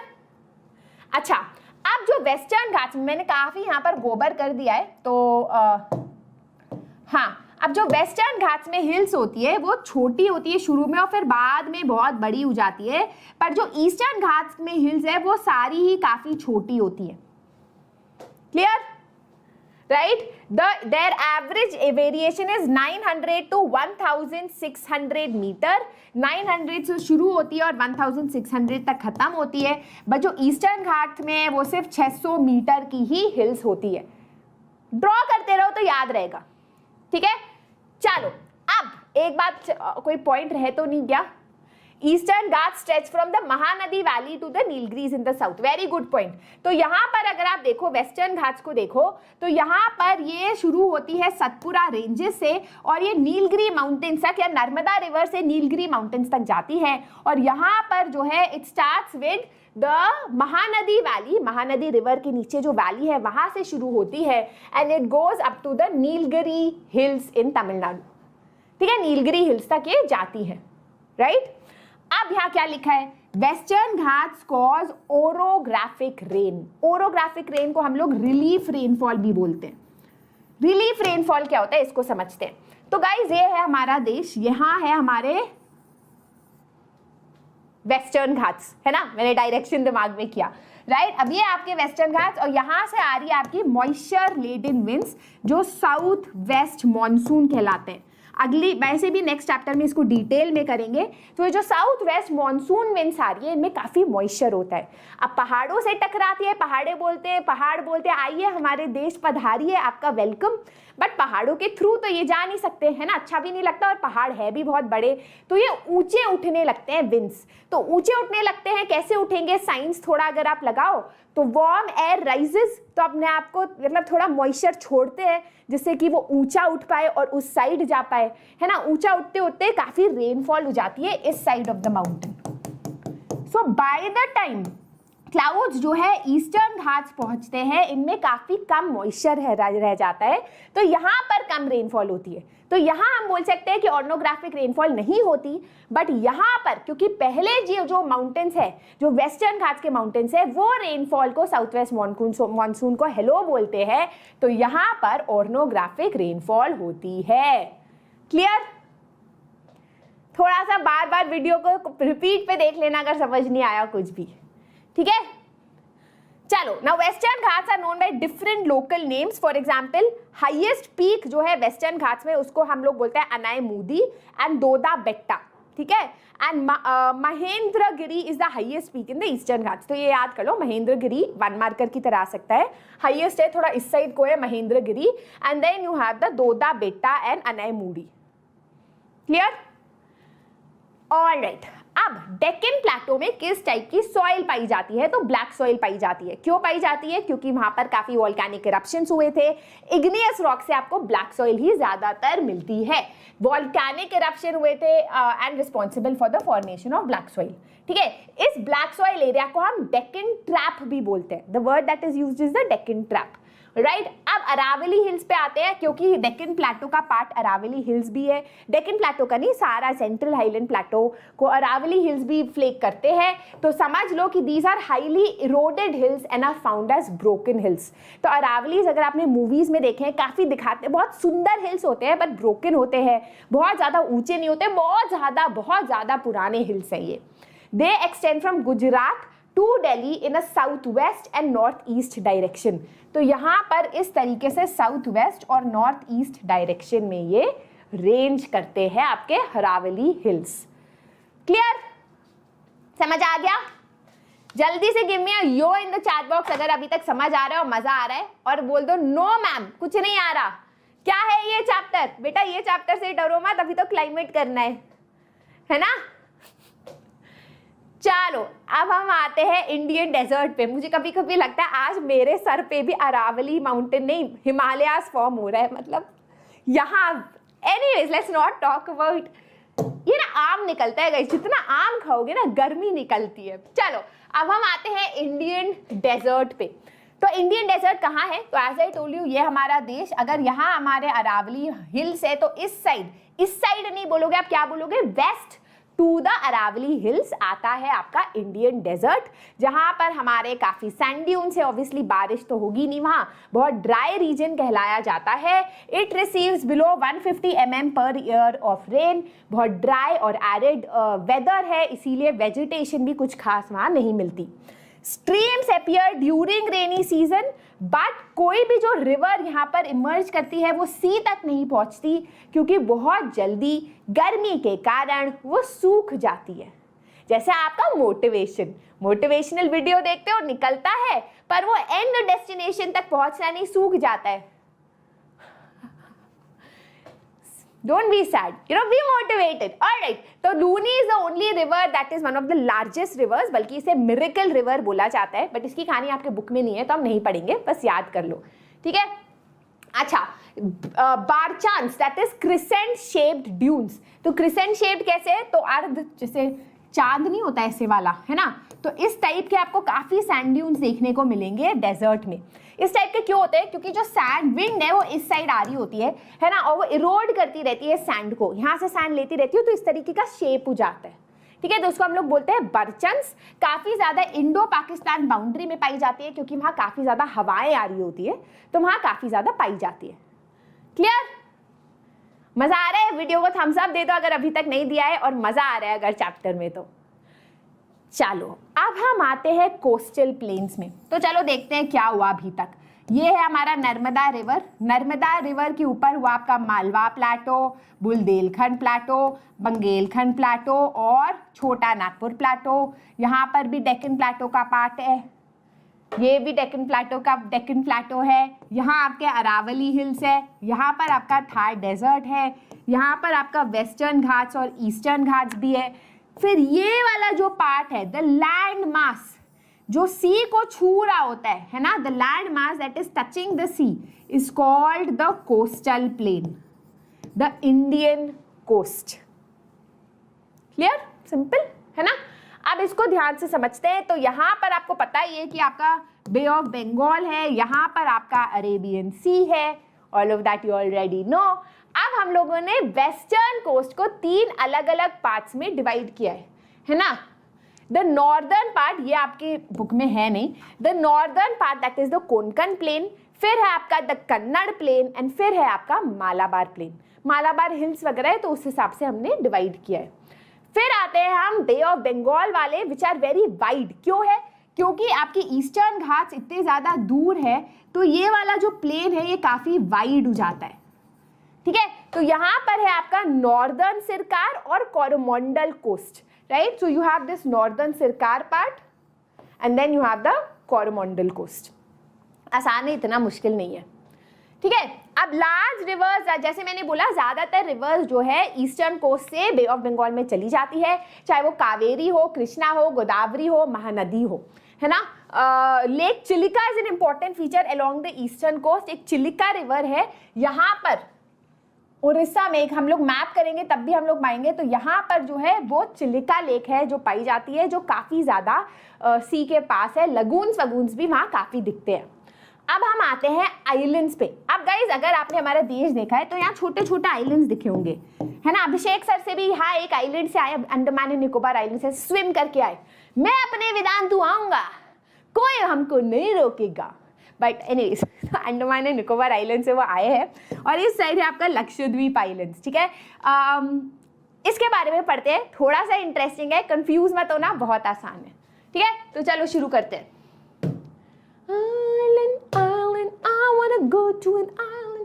Guys यही होता है, बहुत मतलब साल हो गए मुझे वेकेशन लिए हुए, है ना। मुझे लग रहा है मेरी मेड ने भी 3 बार छुट्टी ले ली कि वो गाँव जा रही है या यहाँ घूमने जा रही है, और मैंने छुट्टी नहीं ली है। छुट्टी दे दो भगवान, इन आइलैंड पे ही भेज दो मुझे बस। चलो, the Lakshadweep islands group line close to the Malabar coast of Kerala. तो ये है आपका मालाबार कोस्ट और केरला, इसके पास है आपके लक्षद्वीप आइलैंड्स, है ना। Earlier they were known as Laccadive, Minicoy and Amindivi, but 1973 में इसको लक्षद्वीप का नाम दिया गया। इसका कैपिटल है कावारत्ती, एंड इसमें काफी ज्यादा एनिमल्स और प्लांट्स और ये सब रहते हैं। Pitti island is uninhabited and has a bird sanctuary. तो पिट्टी आइलैंड करके लक्षद्वीप आइलैंड में एक छोटा सा आइलैंड है जहाँ पर काफी सारी बर्ड्स हैं, पर लोग जो है वो नहीं रहते क्योंकि थोड़ी अनस्टेबल है, राइट। अब हम आते हैं, अच्छा है क्या आपकी बुक से डिलीट हो गया है क्या वो पार्ट? अब चलो पता नहीं इसमें क्यों नहीं दे रखा, बट लक्षद्वीप आइलैंड्स को कोरल आइलैंड्स भी बोला जाता है, है ना। पता नहीं आपकी बुक में या ये भूल गए हम लोग स्लाइड में डालना, तो मैं आपको जल्दी से समझा देती हूँ कि कोरल पॉलिप्स करके एक ऑर्गेनिज्म होता है। कैसे बनता है उसकी भी अलग कहानी है। जो कोरल पॉलिप्स होते हैं वो कैल्शियम कार्बोनेट का सा सिक्रीट करते हैं। अब ये बहुत सारे मिलियंस ऑफ जो कोरल पॉलिप्स है ये कॉलोनी बनाती है और सिक्रीट करते रहते हैं, और एक पॉइंट पे इतना सिक्रीट कर देते हैं कि जो कैल्शियम कार्बोनेट है वो आइलैंड बना देता है। तो ये जो आइलैंड है इसको हम कोरल रीफ आइलैंड बोलते हैं। वहाँ कोरल्स की रीफ मतलब यही कोरल पॉलिप्स और उनका कैल्शियम कार्बोनेट और ये सब काफी देखने को मिलता है। ठीक है, अब हम आते हैं अंडमान एंड निकोबार आइलैंड्स में, which is located in the bay of Bengal. बहुत ज्यादा बड़े और स्कैटर्ड है as compare to the Lakshadweep islands. इनको अंडमान नॉर्थ में और साउथ में निकोबार बोला जाता है। ठीक है, हाँ आप ध्यान से सुनना। These islands are an elevated portion of submarine mountains। तो अगर आपको याद है कि ये वाला जो पार्ट है हिमालयाज का, इसको पूर्वांचल हिमालयाज बोला जाता है। याद है कि ये जो तीस्ता रिवर है यहाँ पर आके ब्रह्मपुत्र रिवर बन जाती है, हिमालयाज भी टर्न ले लेती है, उस पार्ट को हम पूर्वांचल हिमालयाज बोलते हैं। तो ये हिमालयाज एक्चुअली कंटिन्यू करते हैं सी के नीचे भी, बट कुछ जो माउंटेन्स हैं वो इतने ऊंचे हो जाते हैं कि सी के ऊपर दिखते हैं, सी के ऊपर दिखते हैं, और इसी को हम अंडमान एंड निकोबार आइलैंड्स बोलते हैं। इसीलिए इन्हें क्या बोला गया है, पोर्शन ऑफ सबमरीन माउंटेन्स, क्योंकि ये सबमरीन क्या होता है, सी के अंदर जो जाता है ना व्हीकल, है ना, तो ये सबमरीन माउंटेन्स बुलाया गया है क्योंकि ये सी के अंदर है माउंटेन्स, और कुछ पार्ट ऑफ द माउंटेन जो है बाहर को दिख रहे हैं, जिसको हम अंडमान एंड निकोबार आइलैंड्स बोलते हैं। है ना, क्या मस्त इंफॉर्मेशन है। जब मुझे ये पहली बार पता चला था, व्हाट द हेल, मतलब क्या है हमारी दुनिया, राइट, क्या है ज्योग्राफी हमारे देश की। So anyways, काफी फ्लोरा एंड फौना है। These islands lie close to equator and experience equatorial climate, क्योंकि इक्वेटर के पास है और काफी ज्यादा घने यहाँ पर जंगल पाए जाते हैं। ठीक है, चलो, तो एक तरीके से हमने पूरा चैप्टर पढ़ लिया। हमने हिमालयाज भी पढ़ लिया, इंडियन प्लेन्स भी पढ़ लिया, डेजर्ट भी पढ़ लिया, सेंट्रल हाईलैंड प्लेटो भी पढ़ लिया, डेक्कन प्लेटो भी पढ़ लिया, ईस्टर्न वेस्टर्न घाट्स भी पढ़ लिया, ईस्टर्न वेस्टर्न कोस्ट भी पढ़ लिया, है ना, आइलैंड्स भी पढ़ लिए। तो कुछ नहीं बचा, खत्म हो गया आपका चैप्टर एक तरीके से। कैसा लग रहा है आपको समझ के, क्या समझ आ गया आज पहली बार हमें चैप्टर? जरूर बताना कमेंट सेक्शन में। अब जल्दी से पढ़ लेते हैं। इस पे कभी कभी 1 मार्कर आता है। माउंटेन से हमें मिलती है रिवर्स, हमें मिलता है बहुत ज्यादा फॉरेस्ट। नॉर्दर्न प्लेन्स बहुत फर्टाइल है, तो यहाँ पर काफी एग्रीकल्चर होता है। प्लेटो जो है, क्योंकि वो एक टेबल टॉप है, तो वहाँ वाटरफॉल्स होते हैं, बहुत ज्यादा मिनरल्स पाए जाते हैं, बहुत टूरिज्म होता है। कोस्टल रीजन में फिशिंग हो सकती है, टूरिज्म हो सकता है, एंड मतलब अगर आप इंडिया देखो, कितना सुंदर देश है हमारा, हर चीज है हमारे पास, डेजर्ट से लेके सी से लेके माउंटेन से लेके बीचेस से लेके प्लेटो तक, है ना। एनीवेज, चलो, तो गाइज एक तरीके से समरी में वैसे बता चुकी हूँ। तो अगर हम लोग वापस से इंडिया को ऐसे ड्रॉ करें, यहाँ से ना मुझे ड्रॉ करना थोड़ा डर लगता है, क्योंकि आप लोग कहोगे कि मैम ये पार्ट छोड़ दिया, वो पार्ट छोड़ दिया, है ना। तो इसीलिए मैं ड्रॉ नहीं कर रही थी, मुझे पता था आप अपना सर जो है फोड़ लोगे। तो आपके हिमालयाज हो गए जो इस साइड आएंगे, है ना, थोड़े इस साइड आते हैं, फिर आपके आइलैंड्स भी हो जाते हैं, एलोंगेटेड सबमरीन माउंटेन्स, जैसे अंडमान एंड निकोबार आइलैंड्स बोलते हैं। यहाँ लक्षद्वीप आइलैंड्स है, फिर आपके प्लेन एरिया है, फिर आपका अरावली हिल्स है, और यहाँ पर आपका डेजर्ट है, right. Then you have your Satpura ranges, then you have your Vindhya ranges,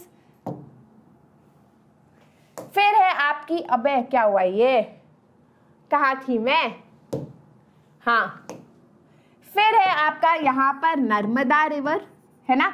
Narmada river के ऊपर वाला एरिया, यहाँ पर हुआ आपका मालवा प्लेटो, यहाँ पर बुंदेलखंड, यहाँ बघेलखंड, और यहाँ पर छोटा नागपुर प्लेटो, राइट। फिर है आपका ये पार्ट डेक्कन प्लेटो, फिर आया आपका वेस्टर्न घाट्स, फिर आया आपका ईस्टर्न घाट्स, फिर आपका कोस्टल प्लेन आ गया।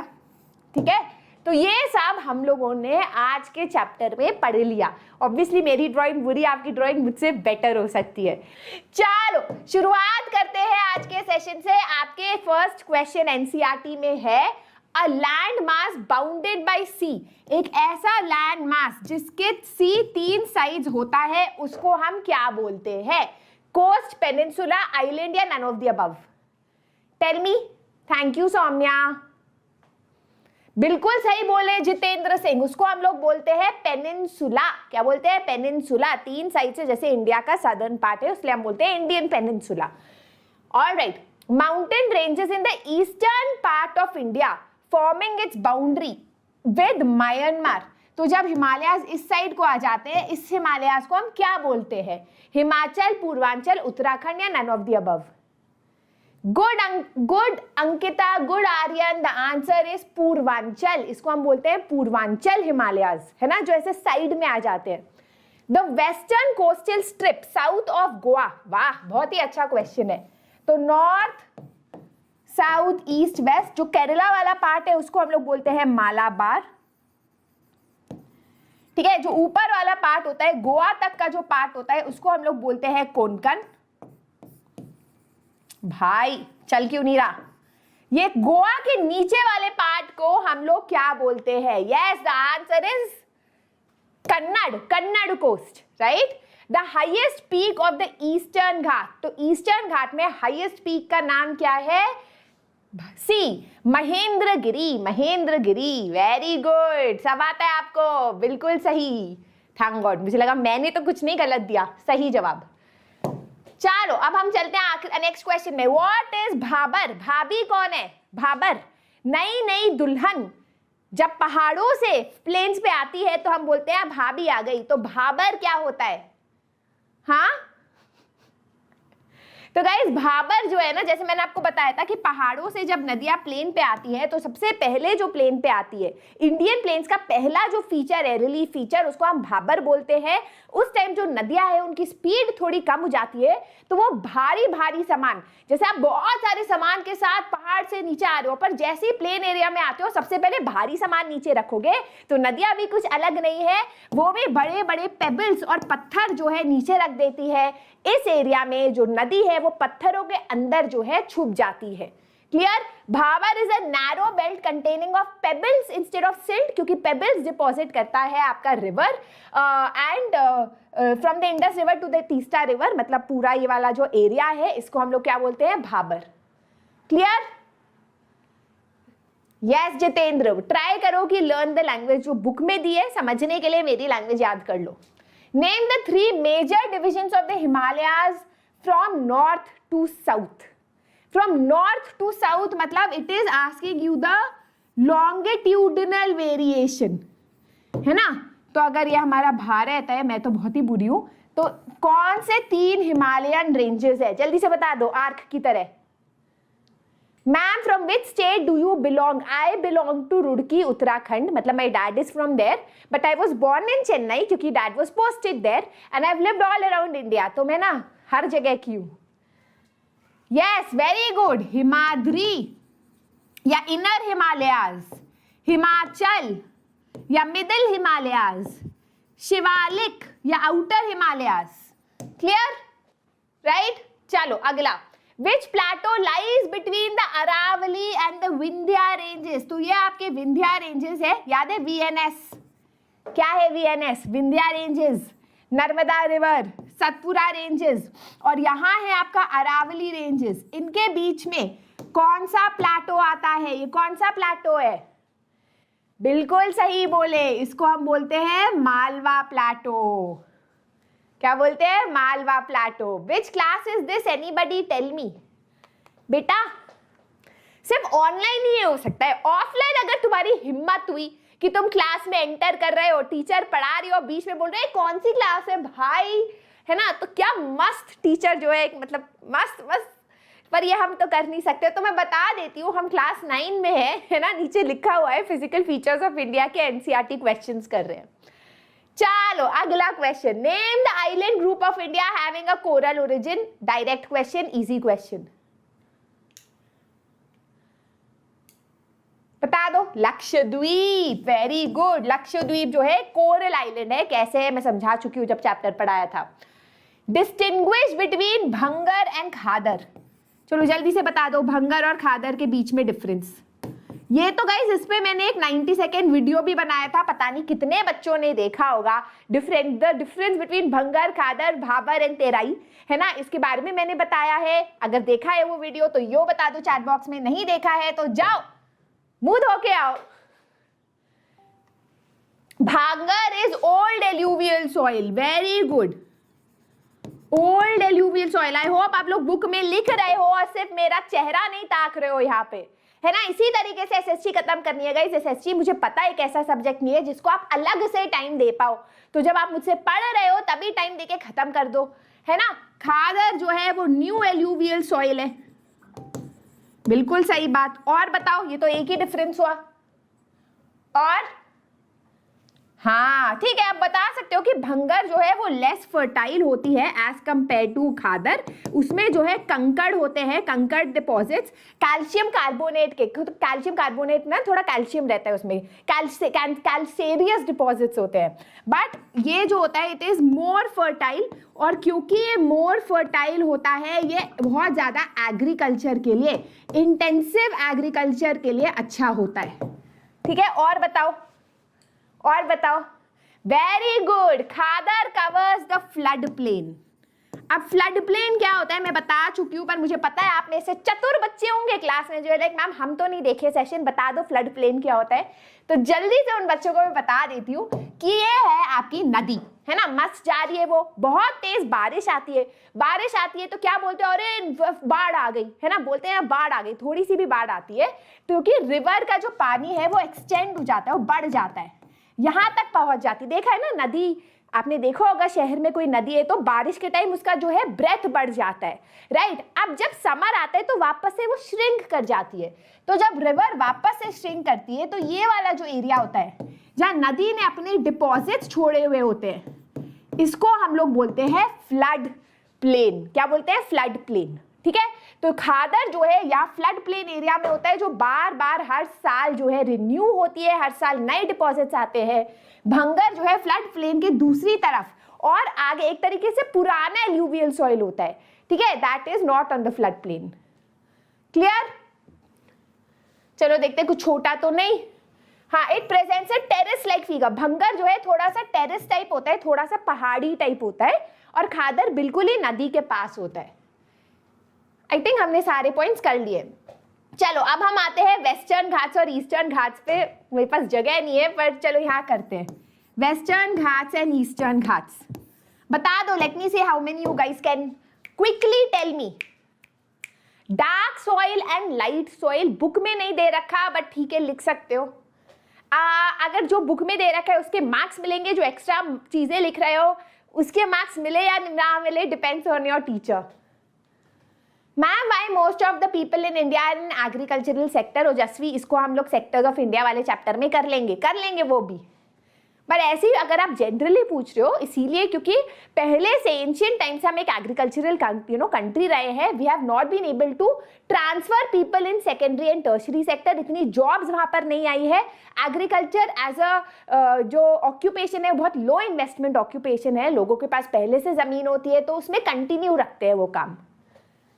ठीक है, वेरी गुड। तो आप बोल सकते हो कि जो वेस्टर्न घाट्स के माउंटेन्स है वो कंटिन्यूअस है, ईस्टर्न घाट्स के माउंटेन्स जो है वो ब्रोकन है। वेस्टर्न घाट्स में जो है पास के थ्रू, पास बनाना पड़ता है आपको जाने के लिए, आसानी से आप दूसरे साइड नहीं जा पाते। यहाँ पर जो है रिवर्स आराम से हिल्स के गैप में चली जाती है। और वाह, western side is on the west of the Deccan plateau, eastern side is on the east of the Deccan plateau. ले लो भाई, एक मार्क इसके भी ले लो। अक्षत, अब सबसे ज्यादा मार्क्स आएंगे। ओके ओजस्वी, हाँ वेरी गुड। आप ये भी लिख सकते हो कि वेस्टर्न घाट्स में जो माउंटेन है वो हाईएस्ट होते हैं और फिर कम से शुरू होते हैं फिर बढ़ते रहते हैं। ईस्टर्न घाट में ऊपर ही नॉर्थ में ही बहुत ज्यादा टॉल माउंटेन्स हैं। ठीक है, Western Ghats are higher, Eastern Ghats की हाइट इतनी ज्यादा नहीं है। चलो पढ़ते हैं। तो गाइज आप लोगों ने जैसे बोला वेस्टर्न घाट्स वेस्ट साइड में है, ईस्टर्न घाट्स डेक्कन प्लेटो के ईस्ट साइड में है।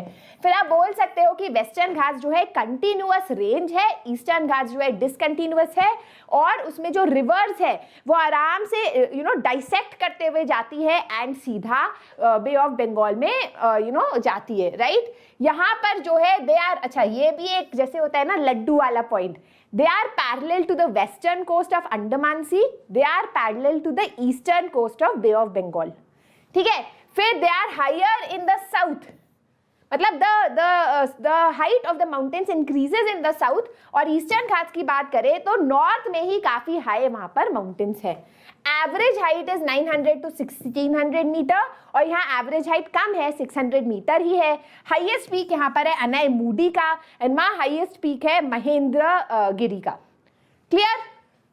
यस। हाँ शिवम, वो भी डाल सकते हो, वो भी डाल सकते हो। No rivers cut in Western Ghats. What about Narmada? छोटे छोटे रिवर्स है जो वेस्टर्न घाट से भी जाती है, ऐसा नहीं है। वो किस तरीके से जाती है वो हम बाद में नेक्स्ट चैप्टर में डिस्कस करेंगे, ठीक है।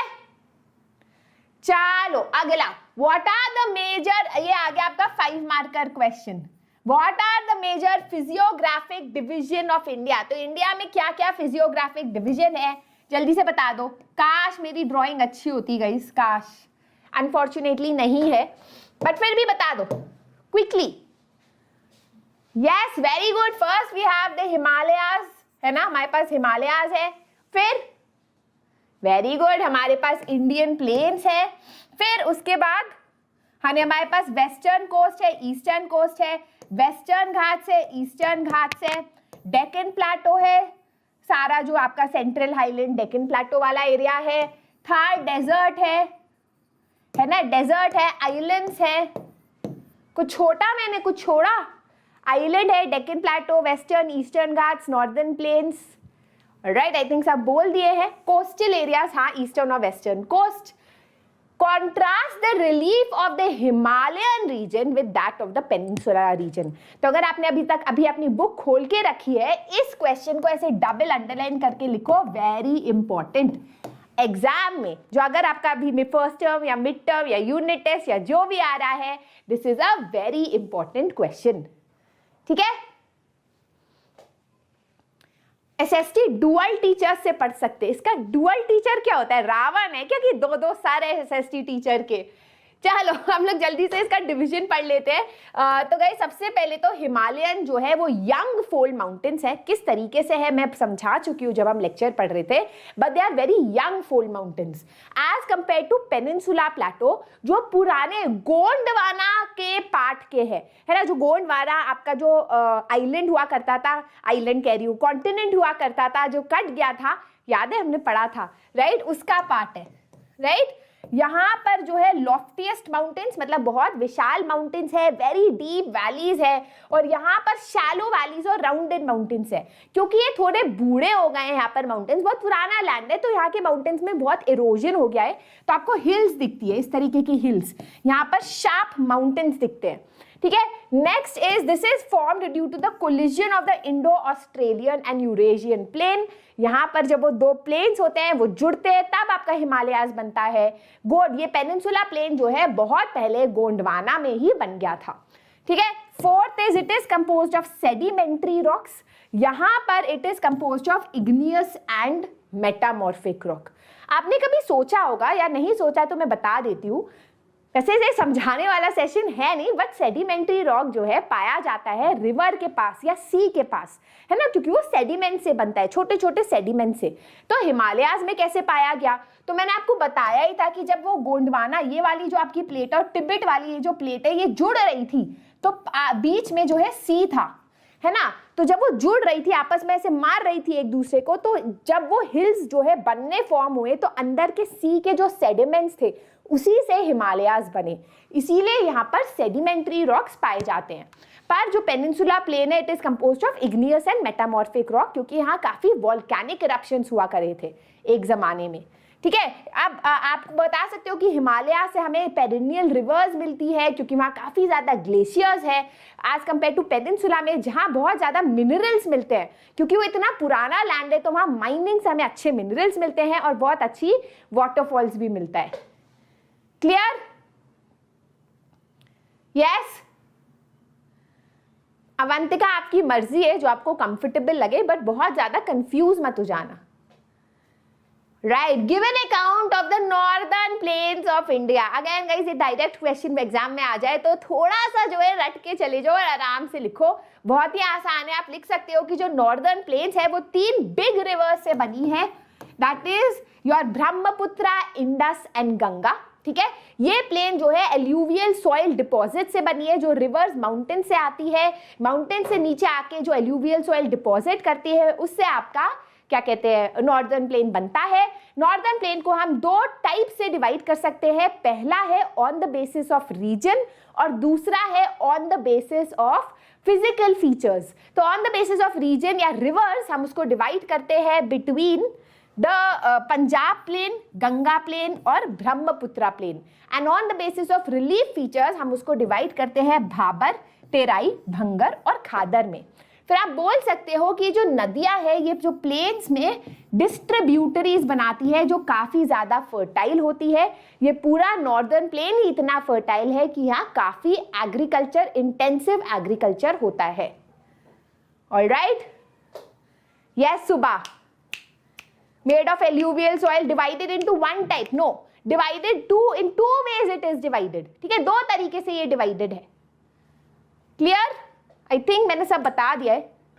Punjab plain, Ganga plain, Brahmaputra plain, एक और नहीं था क्या? इतना ही था।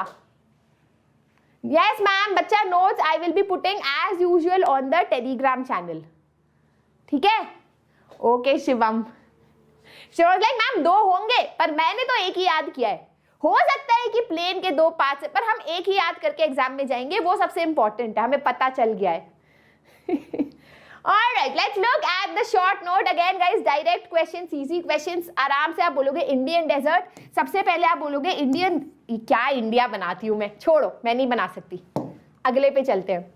सबसे पहले आप कहोगे कि अरावली हिल्स के वेस्ट साइड में जो एरिया है जिसको हम राजस्थान भी बोलते हैं, वो वाला एरिया जो है आपके इंडियन डेजर्ट है, इसको थार डेजर्ट भी बोलते हैं।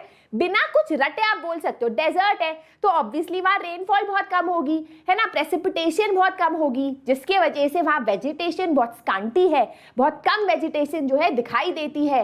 रिजिड क्लाइमेट है, एरिड, एरिड मतलब ड्राई क्लाइमेट है। कभी कभी वहाँ पर रेनी सीजन में छोटे छोटे स्ट्रीम्स, छोटी छोटी नदियाँ दिखती है, बट वो सी तक नहीं पहुँच पाती, उनका संगम नहीं हो पाता, लव स्टोरी अधूरी रह जाती है क्योंकि बहुत गर्मी के वजह से वो सूख जाती है ना। फिर आप ये इंपॉर्टेंट है, Luni is the only river in this region. और एक फीचर जो डेजर्ट्स का हमने पढ़ा था वो था बारचन। बारचन क्या था? ऐसे सैंड ड्यून्स, आर्क की तरह सैंड ड्यून्स होते हैं।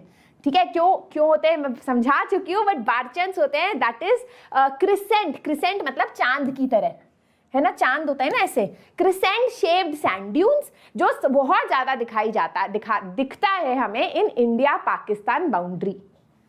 ठीक है, second session on Telegram channel. अच्छा नहीं डाला क्या? डाल दूंगी।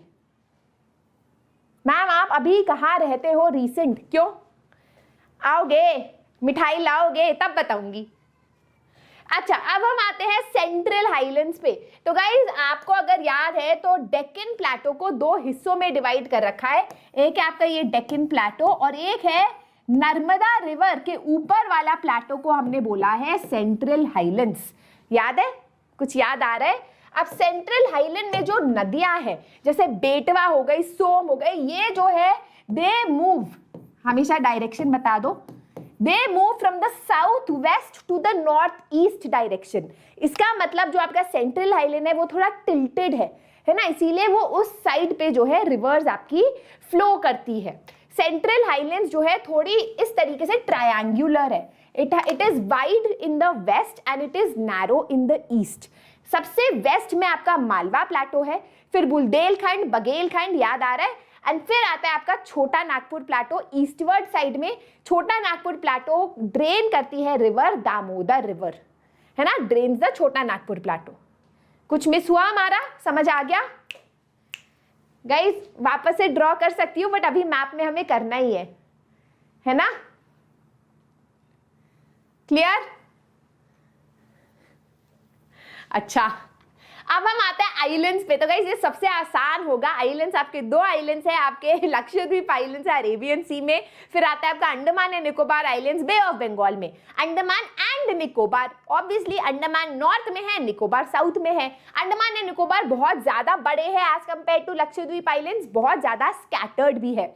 अंडमान एंड निकोबार आइलैंड्स को elevated portion of submarine mountain भी बोला गया है। वेरी इंपॉर्टेंट लाइन, मैंने आपको समझाया था, नहीं याद है तो वापस से बता देती हूँ कि आपके जो हिमालयाज है, जिसको हम पूर्वांचल भी बोलते हैं ना, मिजोरम के आने वाले, वो कंटिन्यू करते हैं सी के अंडर, पर हमें दिखाई नहीं देते क्योंकि पानी के अंदर डूबे हुए होते हैं। बट कुछ ऊंचे ऊंचे पहाड़ होते हैं जो पानी से बाहर निकलते हैं, उसको ही तो हम अंडमान एंड निकोबार आइलैंड्स बोल रहे हैं, right? So they are an elevated portion of submarine mountain. Submarine क्यों? क्योंकि सबमरीन होती है ना व्हीकल जो सी के अंदर चली जाती है, तो सबमरीन माउंटेन हुए वो, राइट? क्योंकि वो इक्वेटर के पास है अंडमान एंड निकोबार आइलैंड्स और लक्षद्वीप दोनों ही, तो यहाँ काफी गर्मी और इक्वेटोरियल क्लाइमेट देखने को मिलता है। क्लियर? ठीक है सीराप्रीत, ऑलराइट। लक्षद्वीप का जो कैपिटल है वो है कावारत्ती, एंड आप बोल सकते हो कि मतलब कुछ भी लिख लो, और भी चीजें लिख लो जो बुक में दे रखी है, but these are the important points. Ma'am please make a one shot of this chapter. Okay Avantika, will do.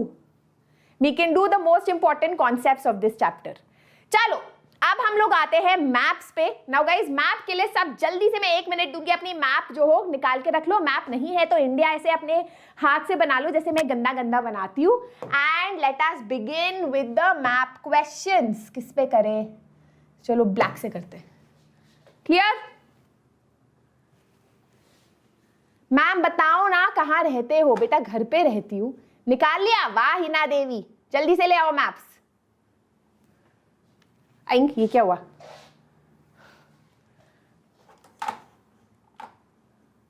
Ma'am बेटा आईसीएसई के लिए अभी तो कुछ नहीं है प्लान, कुछ होगा तो बताएंगे।